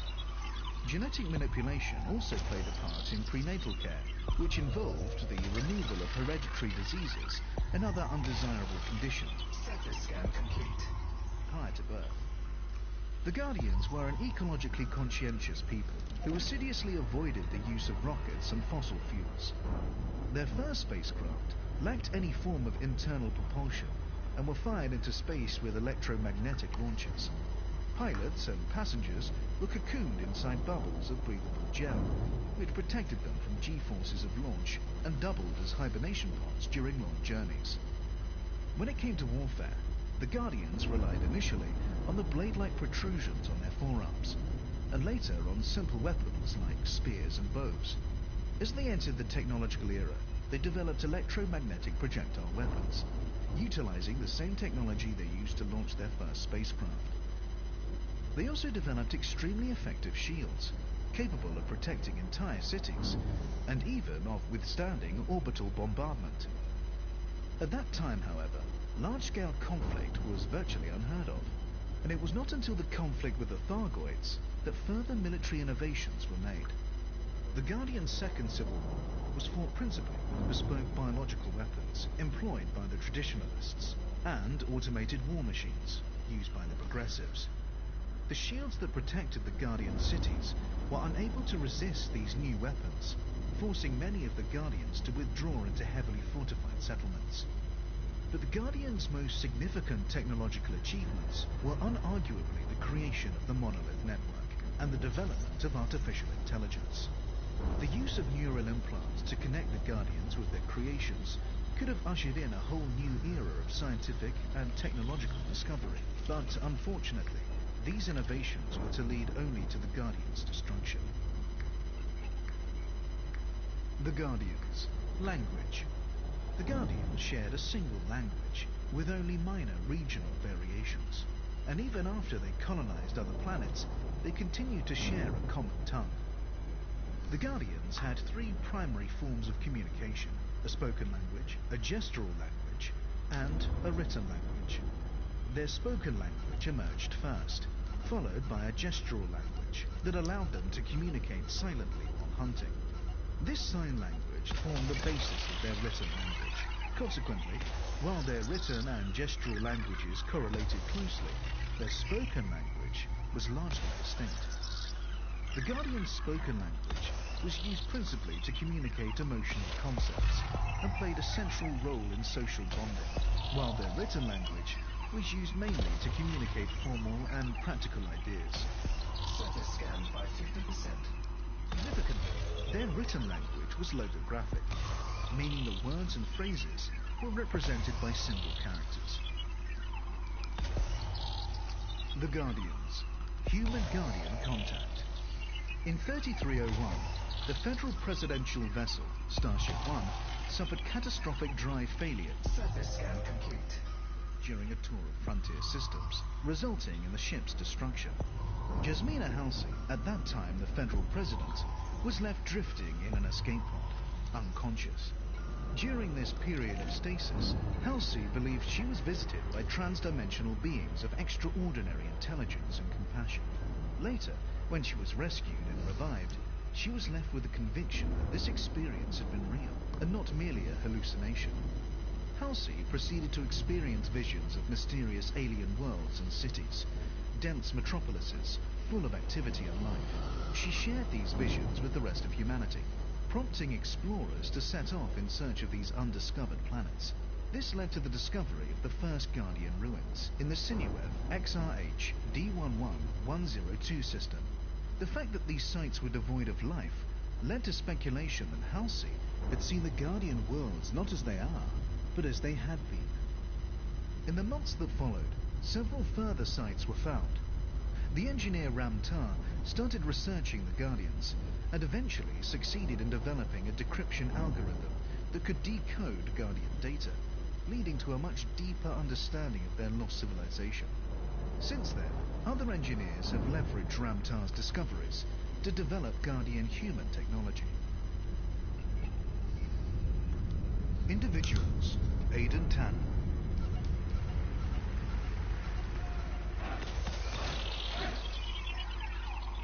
Our species has been banding together to fight the outsider since we lived in caves.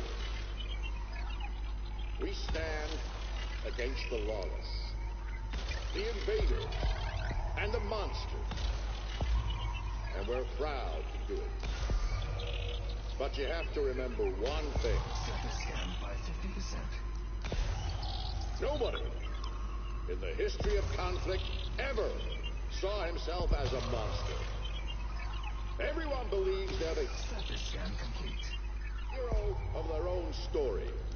If you can't understand that, if you can't stand in the enemy's shoes, even for a second, and ask yourself why he thinks he needs to kill you, then you don't know what it means to be a soldier.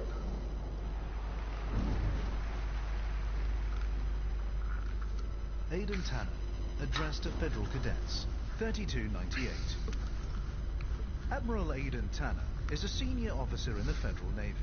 He has served for more than 4 decades, and in 3303 was given significant responsibility in the struggle against the Thargoids, first being appointed to Chief of Federal Security and later to Chief Military Liaison for the Cross Superpower Initiative, Aegis. He is widely respected, even outside of federal space, for his conscientious and level-headed approach to conflict. Born in 3254, Tanner was expected to follow in the footsteps of his authoritarian father by becoming a doctor, but instead enlisted in the Federal Navy, along with a group of friends, in what he would later describe as a rash act of adolescent rebellion that I have not once regretted. Tanner's father died in 3277. The two never resolved their estrangement. Tanner's early naval career was anything but distinguished. Known to his comrades in arms as Spoonie for his habit of eating directly from food packets instead of using plates, he was distinguished more by his irreverent sense of humor than his competence. 6 months in, Tanner was found to be responsible for a scurrilous newsletter that satirized several senior officers, including Sergeant Burke Hazel, who was offended and deeply hurt.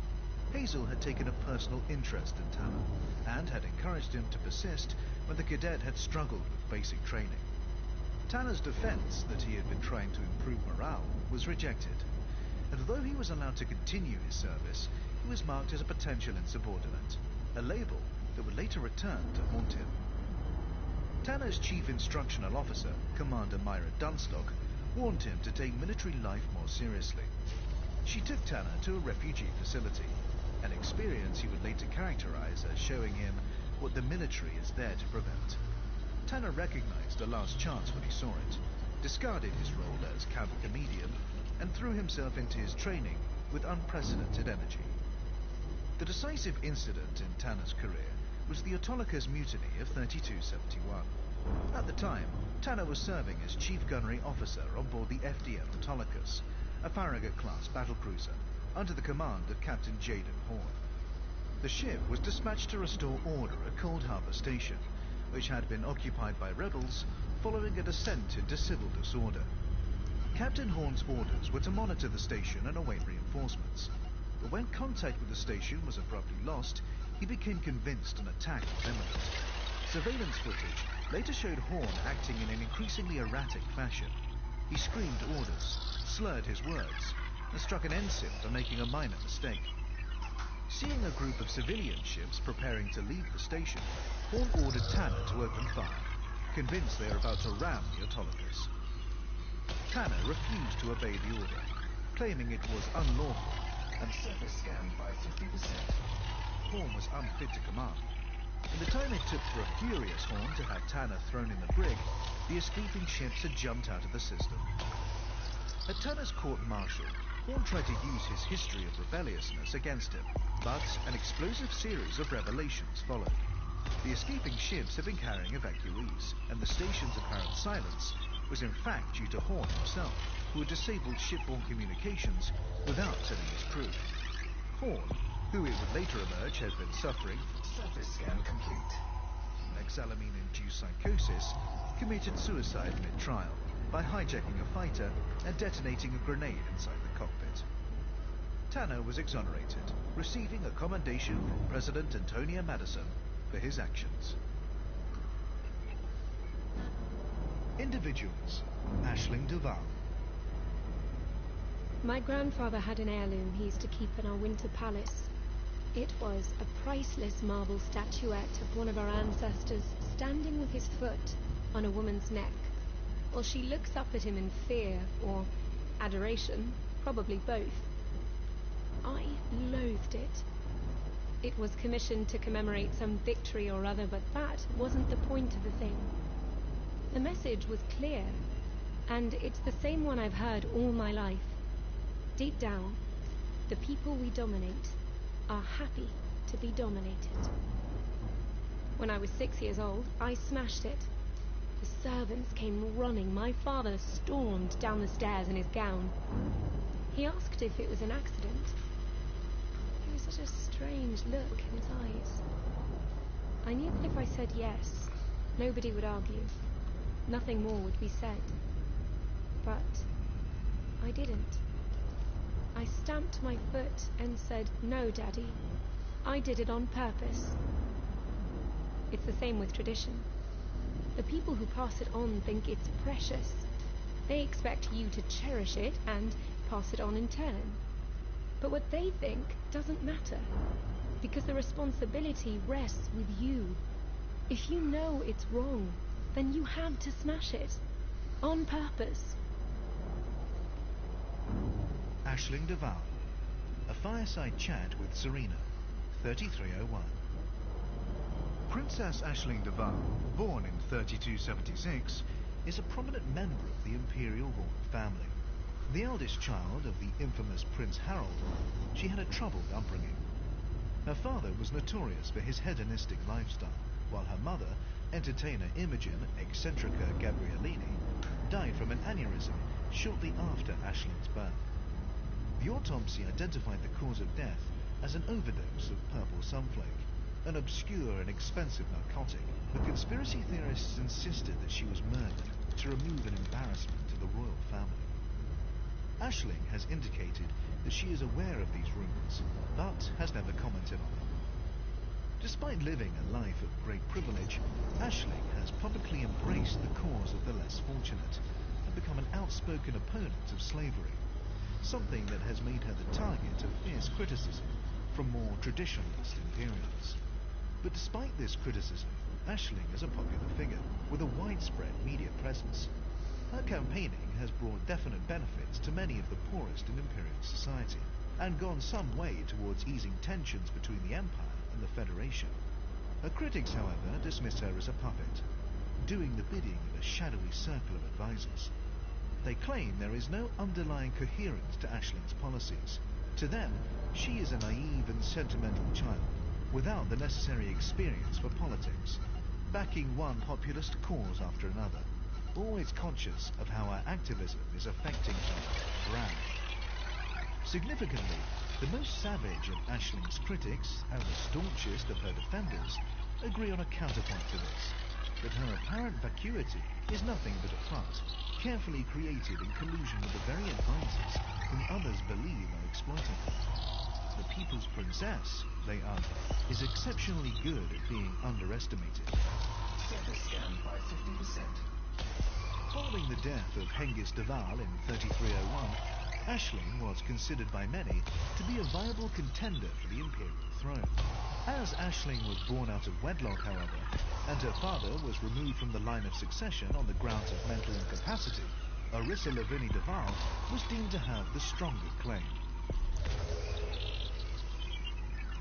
Individuals. Albert Hesro. Surface scan complete. I may not be religious, but I still have faith. Not the kind my parents have. In fact, I don't think their desperate devotion can even be called faith. The point of faith is that it's tested. And if you insist that your beliefs are above criticism or analysis like the star cults do, you're refusing to allow your faith to be tested at all. What do I have faith in? The fundamental sanity of the universe, I suppose. I don't believe in absolute evil, only in the iniquity that emerges when understanding fails. I believe intelligent life will naturally tend towards cooperation rather than conflict, not because there's a higher power guiding our decisions, but because that's simply the most logical course. And yes, our recent experiences with the Thargoids have tested that faith, harshly. Albert Tesreau. Professor Albert Tesreau is an Imperial scientist, an affiliate of the Achenar Research Council, and a founding member of the Joint Superpower Initiative Aegis, which was established in August 3303 to investigate the Thargoid menace. She currently serves as Aegis's head of research. Tesreau's biological parents were members of the Besmeratu cult, an isolationist group secreted within a sealed compound that believed itself to have been chosen for salvation by non-human beings. The cult's charismatic leader, Anton Hotep, claimed humanity had been under the protection of these beings for millennia, that he was their cosmic messiah, and that only the believers would be saved from the coming apocalypse. In support of these claims, he often produced alien artifacts, allegedly sourced from archaeological digs that other cult members were never permitted to examine closely. Alba was marked as a troublemaker from an early age, due to her heretical belief in rationality and the scientific method. She was formally banished from Besmeratu after she sabotaged the air purifying system, forcing the compound to call for help from outsiders, and thus humiliating Hotep. After her story became public knowledge, she was adopted into the household of Senator Olivia Tesreau of Achenar and awarded a scholarship to study at Grand Imperial, alongside the children of the nobility.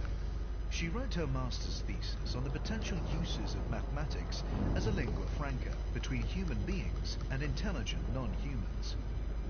She is passionately interested in non-human intelligence and meaningful discourse between species. Despite the counterfeit alien contact myths of her early life, or perhaps because of them, she's determined to do whatever she can to act as a bridge between human and I'd say you do, Buffy. Because, well, we just hit that 400 subs, so... individuals. Yep. Archon Delane. Gotta update the numbers. I'll tell you, Delane is the most trustworthy cuss you could ever work with. Why? Because he always makes good on his threats. Anyone else tells you that they're gonna cut off your index fingers and hammer them into your sinuses with your own severed foot, you know it's just bluster. But if Delane tells you that, you know he'll do exactly Fantastic, good to hear. to the letter. He wants people to be afraid of him, and that means he keeps his promises. You gotta respect that. Mantle Hoek, arms trader. Archon Delane is the head of the Cumo Crew, a powerful criminal syndicate. He refers to himself as the Pirate King, a title not recognized by any government. Delane's early life is not documented, and there are competing legends of his origin. Some believe he grew up in a drug den on one of the frontier worlds where he learned to fight. Other stories have him working as a bouncer in the brothel where he was born, or training as a grease monkey at an orbital shipyard that hosted clandestine arena fights after hours. What is certain is that Delane System scan complete. challenged and slaughtered the reigning pirate lord of the Cumo Crew. Alright, when he fully was only scanned. 15. Alright, now The I'll do one title more of system pirate and then I'll... lord is only transferred In the on stream, death of holy an shit, opponent, we got... either to we a got nominated rings. successor or to the victor of a ritual challenge. According to tradition, the pirate lord must honor any challenge to his leadership, regardless of who issues it, although the choice of weapons is left to him. In Delane's case, Pirate Lord Crab opted for a bare hands contest, a highly unusual choice. It has been suggested that Crab saw Delane as a weak target due to his albinism, unworthy of the Pirate Lord's personal attention. Yep, It is and you possible gotta do 'em that all. Crab intended to give Delane a beating rather than kill him outright. If so, it was a fatal act of mercy. Footage of the fight, shot by onlookers, shows Delane deftly evading Crab's heavy blows, allowing the larger man to tire himself out before delivering a sudden jab to Crab's eye. Delane then battered Crab into submission, continuing to pummel the body until it was unrecognizable. The Cumo crew immediately split, dividing itself into those who saw Delane as a legitimate leader and those who refused to follow an unproven youth. The Surface scan by 50%. was soon closed, however, as Delane proved himself as capable a leader as he was a fighter. It became clear that Delane intended to establish not only his own reputation, but that of the crew. From then on, Delane crushed any dissent with the same uncompromising brutality he had shown to Crab. He took a zero-tolerance approach to the petty squabbles that had previously paralyzed the Cumo crew, and in doing so, turned what had been an anarchic band of opportunists into a lethally effective raiding force.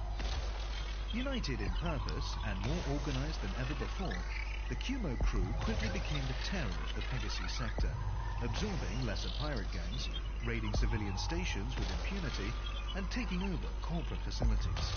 In Delane's early years of leadership, many rival pirate units demanded the right to one-on-one combat, each of them convinced that they would be the one to strike him down and take over his enviable criminal empire. Delane met each challenger in turn, agreed to their choice of weapons, and promptly dispatched them. After the death of Pirate Lord Horvath, Surface scan complete. who Delane strangled with his own razor whip, there were no further challenges.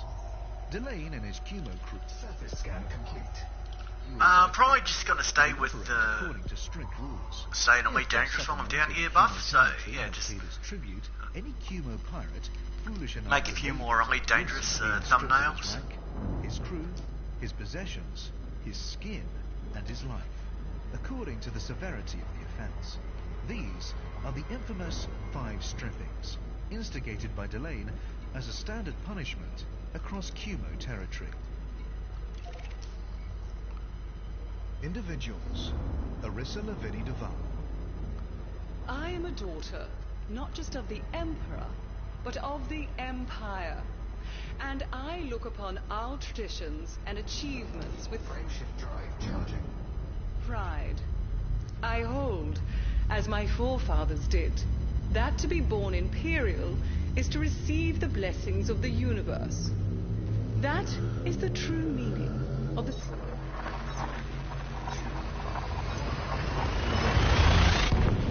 Ceremonial wine tipped upon our new... Alright, when I get back to Cairns, yeah, probably some police simulator. Our heritage make the Uh, Some would say so.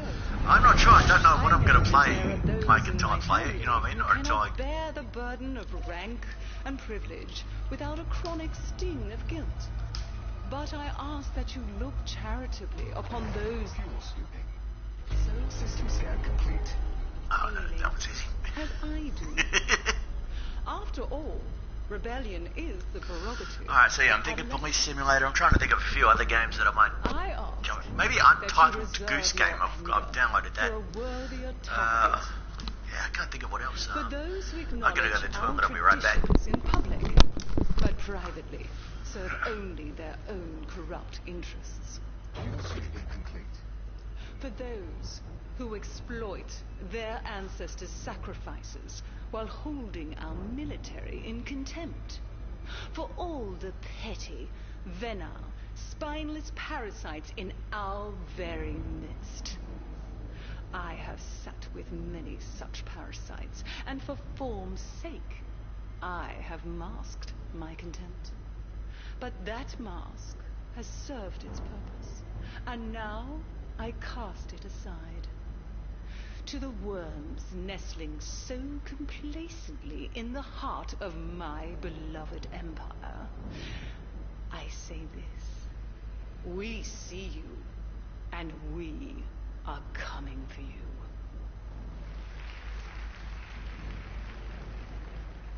Arissa Lavinie Duval, private speech given at her post-coronation dinner. Arissa Lavinie Duval is the reigning emperor, having been appointed to the position by the Imperial Senate, and a direct descendant of the first emperor, Henson Duval. Her father was originally thought to be the late Prince Aristide de Lavinie, but Arissa's claim to be the illegitimate daughter of Emperor Hengist Duval has since been ratified by DNA testing. Orissa distinguished herself as a serving senator early in life. Unlike other senators who took their patron support for granted or left the work of intercession to a delegated representative, Orissa made a point of visiting and speaking directly with her patrons.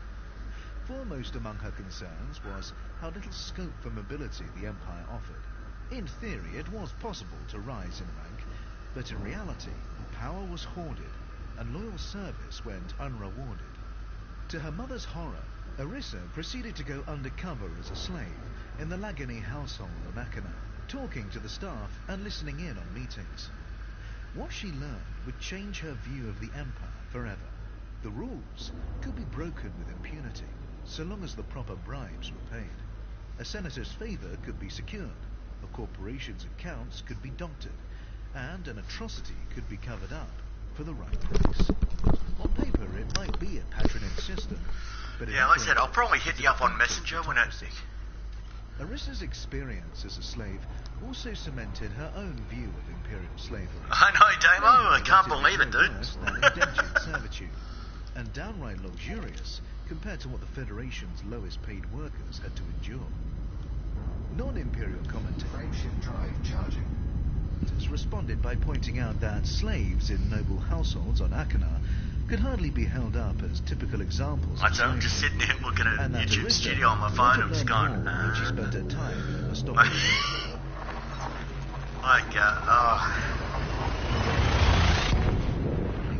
That's incredible. Orissa has made no secret. And I think only a year ago I was only just passing 100 subs, so... of corruption and has received widespread public You know, I thought it would take forever. Unlike her niece, Aisling Duval, she sees the Empire system as inherently worthy, if impeded by long-term neglect. They need to be cleansed, not torn down and rebuilt, as per Aisling's wishes. As the first woman to serve as Emperor, Orissa is a controversial figure to many, regardless of her personal political stance. Many hardcore traditionalists within the Empire have vowed to depose her and replace her with a ruler more to their liking. Individuals. Denton Patrius. What disgusts me? That's a perceptive question. By asking it, you reveal that you consider me a man of taste. If you'd asked me what I hated, I'm not sure I could have hidden my disappointment in such a banal question. But disgust, that deserves an answer. It's jealousy that most disgusts me. It's such a petty, self-defeating emotion. I see it every day. Most men look at me and think, I want what he has. Perhaps 1 in 1,000 thinks, how can I achieve what he achieved? Now, he's not jealous. He's motivated. Who knows? We might work together one day. But most men are not like that. They have the desire, but not the initiative. It's like a dog watching you eat and wishing he was a human. And that's the tragic thing about jealous people. They think they hate me, but really they hate themselves. Because deep in their hearts they know they're too lazy to fight for their dreams. Denton Patrius, a fireside chat with Serena, 33 for 2. Denton Patrius is a powerful Imperial senator and the Admiral of the Imperial fleet. He is a controversial figure, admired by many Imperials for his wealth and influence, but deeply unpopular in other quarters for his uncompromising approach to debtors. He is also noted for commanding one of the strongest private military fleets in colonized space. Patrius has repeatedly issued loans to struggling governments via shell companies, only to later hike up the interest rates. When the government defaults on the loan, a common occurrence, Patrius moves in to foreclose. Since few governments are able to match the power of his private fleet, this is usually a one-sided affair, although some governments have appealed for and received the aid of independent pilots. This strategy has brought numerous systems under the control of Patrius's various corporations. If Patrius has any long-term goals beyond increasing his personal power and holding the line against the Alliance and the Federation, they are not publicly Surface scanned by 50%. no. Politically, he has always played the part of the loyal Imperial. He accepts the need for progress, and has devoted considerable attention to eradicating Surface scan complete. Dawn, an insurgent organization responsible for the assassination of Emperor Hengist of Al. His support for the Empire has been well rewarded, and as Admiral of the Fleet, he enjoys an enviable level of prestige.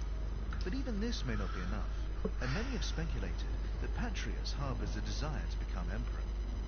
During the period of uncertainty that followed the death of Hengist of Al, Patrius suggested that the title of Emperor be assigned on the basis of public support, rather than lineal descent, a statement that was widely interpreted as a bid for the throne. When the succession passed to Orissa Lavinidaval by vote of the Senate, Patrius did not contest it. The question of who should succeed Orissa Lavinidaval is now a pertinent one.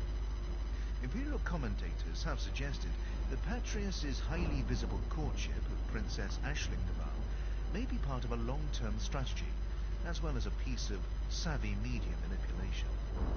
Orissa Lavinidaval has no children, whereas a child born to a Patrius-Deval partnership could be an extremely strong contender for the throne. Individuals: Edmund Mahon. Naturally, we faced criticism over the Lu conflict. Many people thought we should have been in there, guns blazing. On the one hand, you have a system that wants to be independent, and on the other, you have the oppressive Federation telling them no.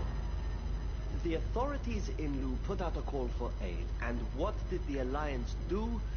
We turned them down. That would never have happened on the Holos, would it?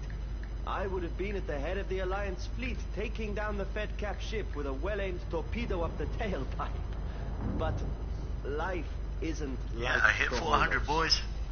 You need political and legal clarity. When Lu asked for our help, who exactly was doing the asking? The people? All right then. Which people? Who counted their votes, and how was the process monitored? Was their decision an informed one, or were they bombarded with propaganda? The Alliance is rigorous, you see. You can't join a voluntary association of free systems unless you can offer demonstrable proof of your freedom to choose. Just as you can't enter into a contract without being of sound mind, acting without coercion.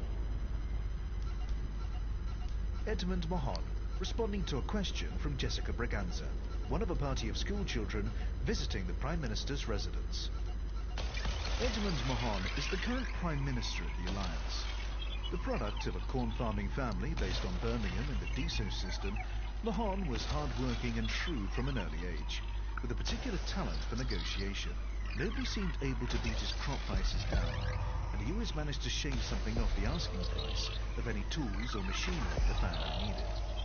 In the first book of his autobiography, Surface scanned by 50%. Shadow of Silo 7, he attributes this talent to preparatory research, claiming that he always found out as much as he could about the people he would be dealing with before meeting them. At 18, Mahon won a federal scholarship to study law. Frustrated with what he saw as the imbalance of power between corporations and their employees, Surface scan complete. Mahon I intended to don't know. specialize in cases I'm of total, corporate mate. exploitation. He quickly found, however, YouTube studio, that the legal figured this profession out was now. not to his liking. Awash with duplicity, double talk, and corruption was his assessment, and he switched track to political science. 2 years into his course, and following an increasingly vocal series of broadcasts on a personal video channel in which he argued in favor of the newly formed alliance, So, Mahon's 40% scholarship funds 40% were abruptly cut off. by the way to get He had unknowingly violated a clause that required him to get that refrain subscriber from count. public I'm criticism of the 400 federal subscribers government. there. I need Unwilling to return to his family without At having the made moment, something of himself, Mahon had no choice but to 1,508 look for work public while watch hours. continuing to study. I need 4,000 The watch bar in which hours he and spent so 1,000 many hours subscribers. as a So student was happy to take him on as a bartender, and he proved so competent that after his graduation, he took on the role of manager. Mahon claims it was this experience, rather than any innate idealism, that set him on the path to becoming a career politician. As he puts it, a good bartender has to be able to listen and to give equal respect to everyone while demanding that others do the same. He has to be able to distinguish what is meant from what is said, encourage free exchange of views while tactfully enforcing the rules, and, when necessary, break up fights. Mahon's break into politics came when his friends encouraged him to run for city office against the favoured corporate candidate, Jensen Crane. The Mahon campaign began as a token protest, since Crane was expected to win by a comfortable majority. Mahon eviscerated Crane in the live debates, however, winning over the audience with a combination of wry humour and an empathetic awareness of local concerns that Crane could not hope to match, living as he did in a high-altitude apartment complex. Crane was elected by a narrow margin, but Mahon's supporters begged him to continue in politics. So it was that, at the age of just 27, Mahon found himself working alongside elder statesperson Irene Mendel, helping with the campaign to break the DISO system away from the Federation and make it a part of the Alliance. By the time DISO joined the Alliance in 3286, Mahon was a seasoned parliamentarian. No, yeah, I'm just going to finish exploring this system and then I'll be done. Before making his bid for the premiership. Individuals. Felicia Winters. Politics has always been a breeding ground for lies. But one lie outshines all the others. And today, we heard it once again. It is the insinuation that to seek a diplomatic solution is weak. That a preference for discussion over conflict means we're afraid to fight. We are accustomed to this, of course. We've heard the President's supporters pervert our words again and again. When we face up to the Federation's previous wrongs, they mock us for our so-called liberal guilt. When we celebrate a détente between the superpowers that will help us oppose the Thargoid menace, they imply that we are traitors. But it is they who are afraid, and with good reason. Surface scan complete. Because the people of the Federation have had enough.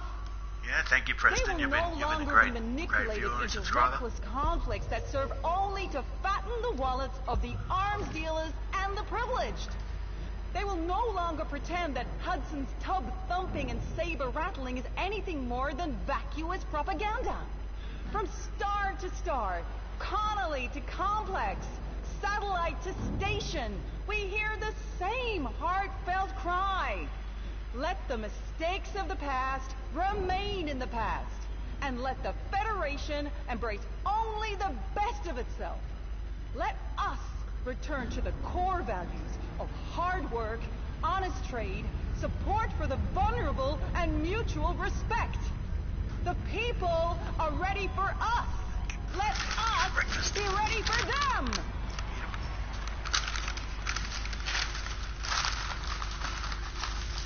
Felicia Winters, Liberal Party Annual Address, 3303. Felicia Winters is the head of the Liberal Party of the Federation, and as such serves as ex officio shadow president, opposite President Zachary Hudson of the Republican Party. Winters was born and raised on Taylor Colony, one of the oldest human colonies, and worked for the Sirius Corporation before going into politics full-time at the age of 44. Her current role was thrust upon her unexpectedly. Prior to 3301, Winters was Secretary of State to then-President Jasmina Halsey. When both Halsey and Vice President Ethan Naylor went missing aboard Starship One, Winters became acting president. The assumption of this responsibility left her visibly shaken, and despite her popularity in Congress, it was widely felt that she was not up to the job. The Liberal Party was in a state of crisis at the time, following the Lu conflict. A group of forces had sought to make the Lu system independent from federal control, prompting a declaration of war from the Federation. Many of the party's supporters were shocked by President Halsey's decision to open fire on refugee ships during the conflict. According to reports, Winters had questioned the action, arguing passionately with her friend Halsey behind closed doors, while maintaining a front of public solidarity. Consequently, she found herself responsible for a party whose voter base had largely deserted it, and whose values had slipped out of alignment with her own. Shortly after Halsey's disappearance, Zachary Hudson called for an emergency vote of no confidence that he resoundingly won, resulting in his appointment to the role of president. Given the massive support for Hudson and the disarray among the Liberals, Winters was expected to resign and let the Liberal Party rebuild itself from the ground up. Instead, she threw herself into her work, leading efforts to persuade various systems not to defect to the Alliance, and distributing aid packages to planets in need. Her energetic and proactive approach led to fresh support for both her and her party, and she currently rivals Hudson in the popularity stakes. Individuals. Hengist Duval. Hengist Duval, 3163 to 3301, was the 15th ruler of the Empire. He was assassinated on the day of his wedding to Florence Lavinie. Hengist reigned during a time of significant change. The Imperial Senate had begun to grow in power, a process that had begun during the long sickness of Hengist's father, Hesketh. The development of the Friendship Drive had radically altered life in human-occupied space, facilitating easy access to goods and interstellar travel, and opening formerly isolated cultures to outside influence. Old animosities between the Empire and the Federation finally began to fade. Hengist appeared to neither resist nor oppose these many changes, instead opting to keep the Empire as stable as he could on a day-to-day basis.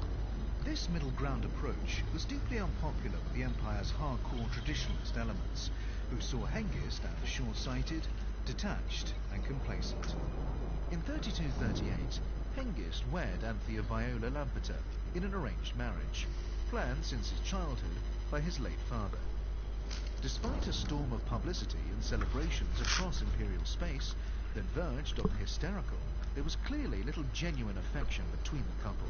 It was an open secret that the match had been made solely because of optimal genetic compatibility, and that Hengist could not refuse without dishonoring his father's memory.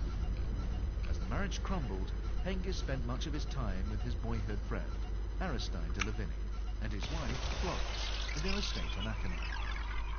Inflammatory tracts from this period portray the imperial dynasty and its noble cohorts as little more than libertines, indulging in lascivious affairs and lengthy holidays, while the Senate did the real work of government.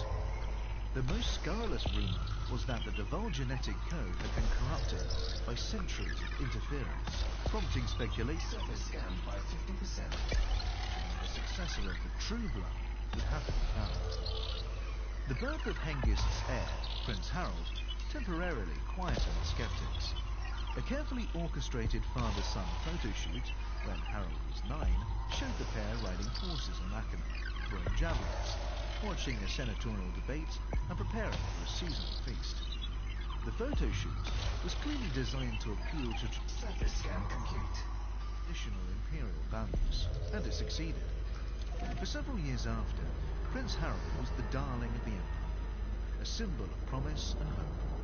The intense media focus on the prince's life is now believed to be partly responsible for his fall from grace, which saw him become a notorious playboy and philanderer, and which eventually resulted in his exclusion from the succession on the grounds of mental incapacity. Towards the end of Hengist's life, it emerged that Arissa Lavinie, the daughter of Florence Lavinie, was in fact his daughter. Hengist intended to strengthen her claim to the throne by marrying Florence, thus legitimizing Arissa, but he was assassinated before this could take place. The most enduring criticism of Emperor Hengist is that he failed to plan adequately for the future. Certainly, the matter of the succession created tensions that endure to this day. Individuals. Ishmael Palin. If the history of eugenics tells us anything, it is that we do not tend towards greater egalitarianism over time, but rather find new ways for the privileged to exploit and control the dispossessed. Nevertheless, I do occasionally dream of ways in which we might evolve further. If I could change just one aspect of human nature, It would be our chronic tendency towards tribalism. In that matter, we have barely advanced a step in 1,000,000 years. While the sun shines, we meet and treat with one another, but when the skies darken, we withdraw and whisper suspiciously. And at the first flash of the unknown, we huddle like witless primates in a cave, terrified of the thunder, trusting only those who smell the same as us. Professor Ishmael Palin, Memorandum to Students, 3289. Professor Ishmael Palin is a scientist specializing in research into non-human technologies and cultures, with a particular emphasis on material artifacts. He is generally considered one of the galaxy's foremost experts on the Thargoids. Professor Palin began his career working for the federal government as a member of the Homeland Scientific Council. In 3301, when objects apparently of non-human origin were discovered in a number of systems, the Federation launched a research program and placed Professor Palin in charge. To the surprise of many, the program was shut down after only a week. Ostensibly on the grounds of safety, Palin refused to comment on the decision, but inside sources later revealed stark differences of opinion between Palin and the federal authorities. Palin insisted that the fruits of his team's research into the so-called unknown artifacts, later reclassified as Thargoid sensors, should be open to everyone, but his federal paymasters wanted the Federation alone to benefit. Palin promptly established his own research body, the Palin Institute, and announced his intent to relocate to the Maya system, beyond the boundaries of superpower-controlled space. His ship disappeared shortly after he set off for Maya, however, and it was not until March 3302 that Palin and his crew were discovered, alive, in escape pods in the Orlos system. Palin revealed that unknown parties had abducted the team, held them captive, and questioned them extensively about their research. Shortly thereafter, Palin stepped down as the head of the Palin Institute in favor of Cora Shaw, citing opposition to his work from dark forces as the reason.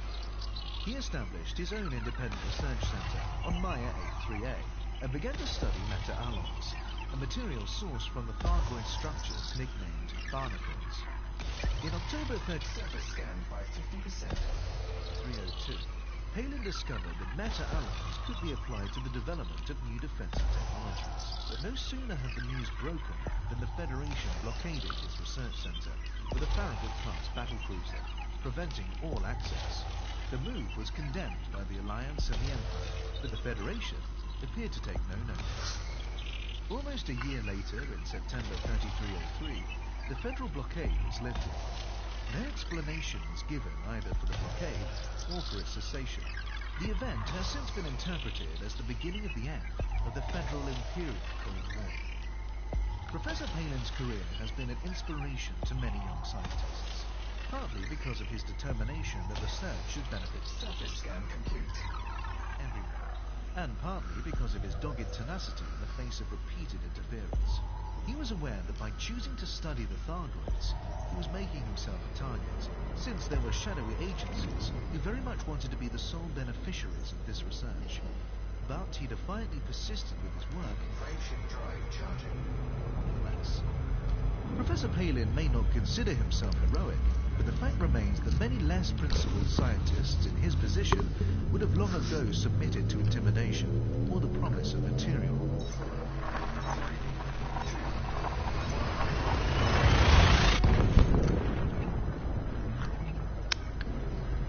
Individuals. Jasmina Halsey. I know what they're saying. They're picking my story. Some of the criticism is rational. The lack of corroborative evidence, for example. I don't mind that. I'm telling the truth, after all. An irrational approach can't hurt the truth. But when they say what I experienced is an archetypal conversion story, and that makes it suspect, what I saw reminds people of historical accounts. Doesn't that say something about those experiences? Jasmina Halsey, 3302. Jasmina Halsey, a former politician, served as president of the Federation from 3300 to 3301. She now works as a peace activist and close advisor to Alliance Prime Minister Edmund Mahon. Halsey claims the profound transformation of her views is the result of a visionary experience in which she communicated with benign non-human life forms, an episode that allegedly occurred in 3301, following the destruction of her vessel, Starship One. Prior to the disappearance of Starship One, Halsey's presidency was unpopular among federal citizens. Taxes had been raised too many times, and her military interventions were seen as heavy-handed. A campaign to ban the narcotic Onion Head went awry when the crops were firebombed, resulting in collateral damage. During the Lu Rebellion, Halsey gave the order to fire on a civilian Dude, if there's a compound, planet to land in on, the I'm going belief to land that that the because I'm rebel going to end the leaders stream were right here, guys. Right, thank you so much Many senior commanders in the for Federal watching. Thank Navy you so much for lost liking. faith in Thank you Halsey so much for and subscribing. transferred I've had their a loyalty blast. to the shadow president. And like I said, I'm Hudson. so beyond happy. Hudson called for a vote Beyond of no proof that I've hit that confidence in 400 Halsey's subscriber mark. This Shortly after means Starship One so much to me, you'll never know. and achieved an overwhelming victory. Though Halsey was later found alive, drifting in an escape pod, I just want to say thank you all so much for being fans of the channel. I don't know. Yeah, do you know what I was supposed to Perhaps surprisingly, Halsey's account of her experiences has received a large degree of acceptance among the galactic community. But even those who accept her description of an encounter with non-human entities suspect there is more to the story than... Stop that. Alright, thank you so much for watching. Thank you so much for liking. I'll just get back to the main menu. So I am nice and safe. Oh, as safe as I can be as I'm just floating out in the void. Alright. Thank you for watching. Thank you for liking. Thank you for subscribing. So many photos above. Alright, I say thank you so much for being a fan of the channel. Like I said, I can't do what I do without you guys, man. So until tomorrow, this has been your boy, OwlDogCans82, saying work hard, be good to each other. I love you guys.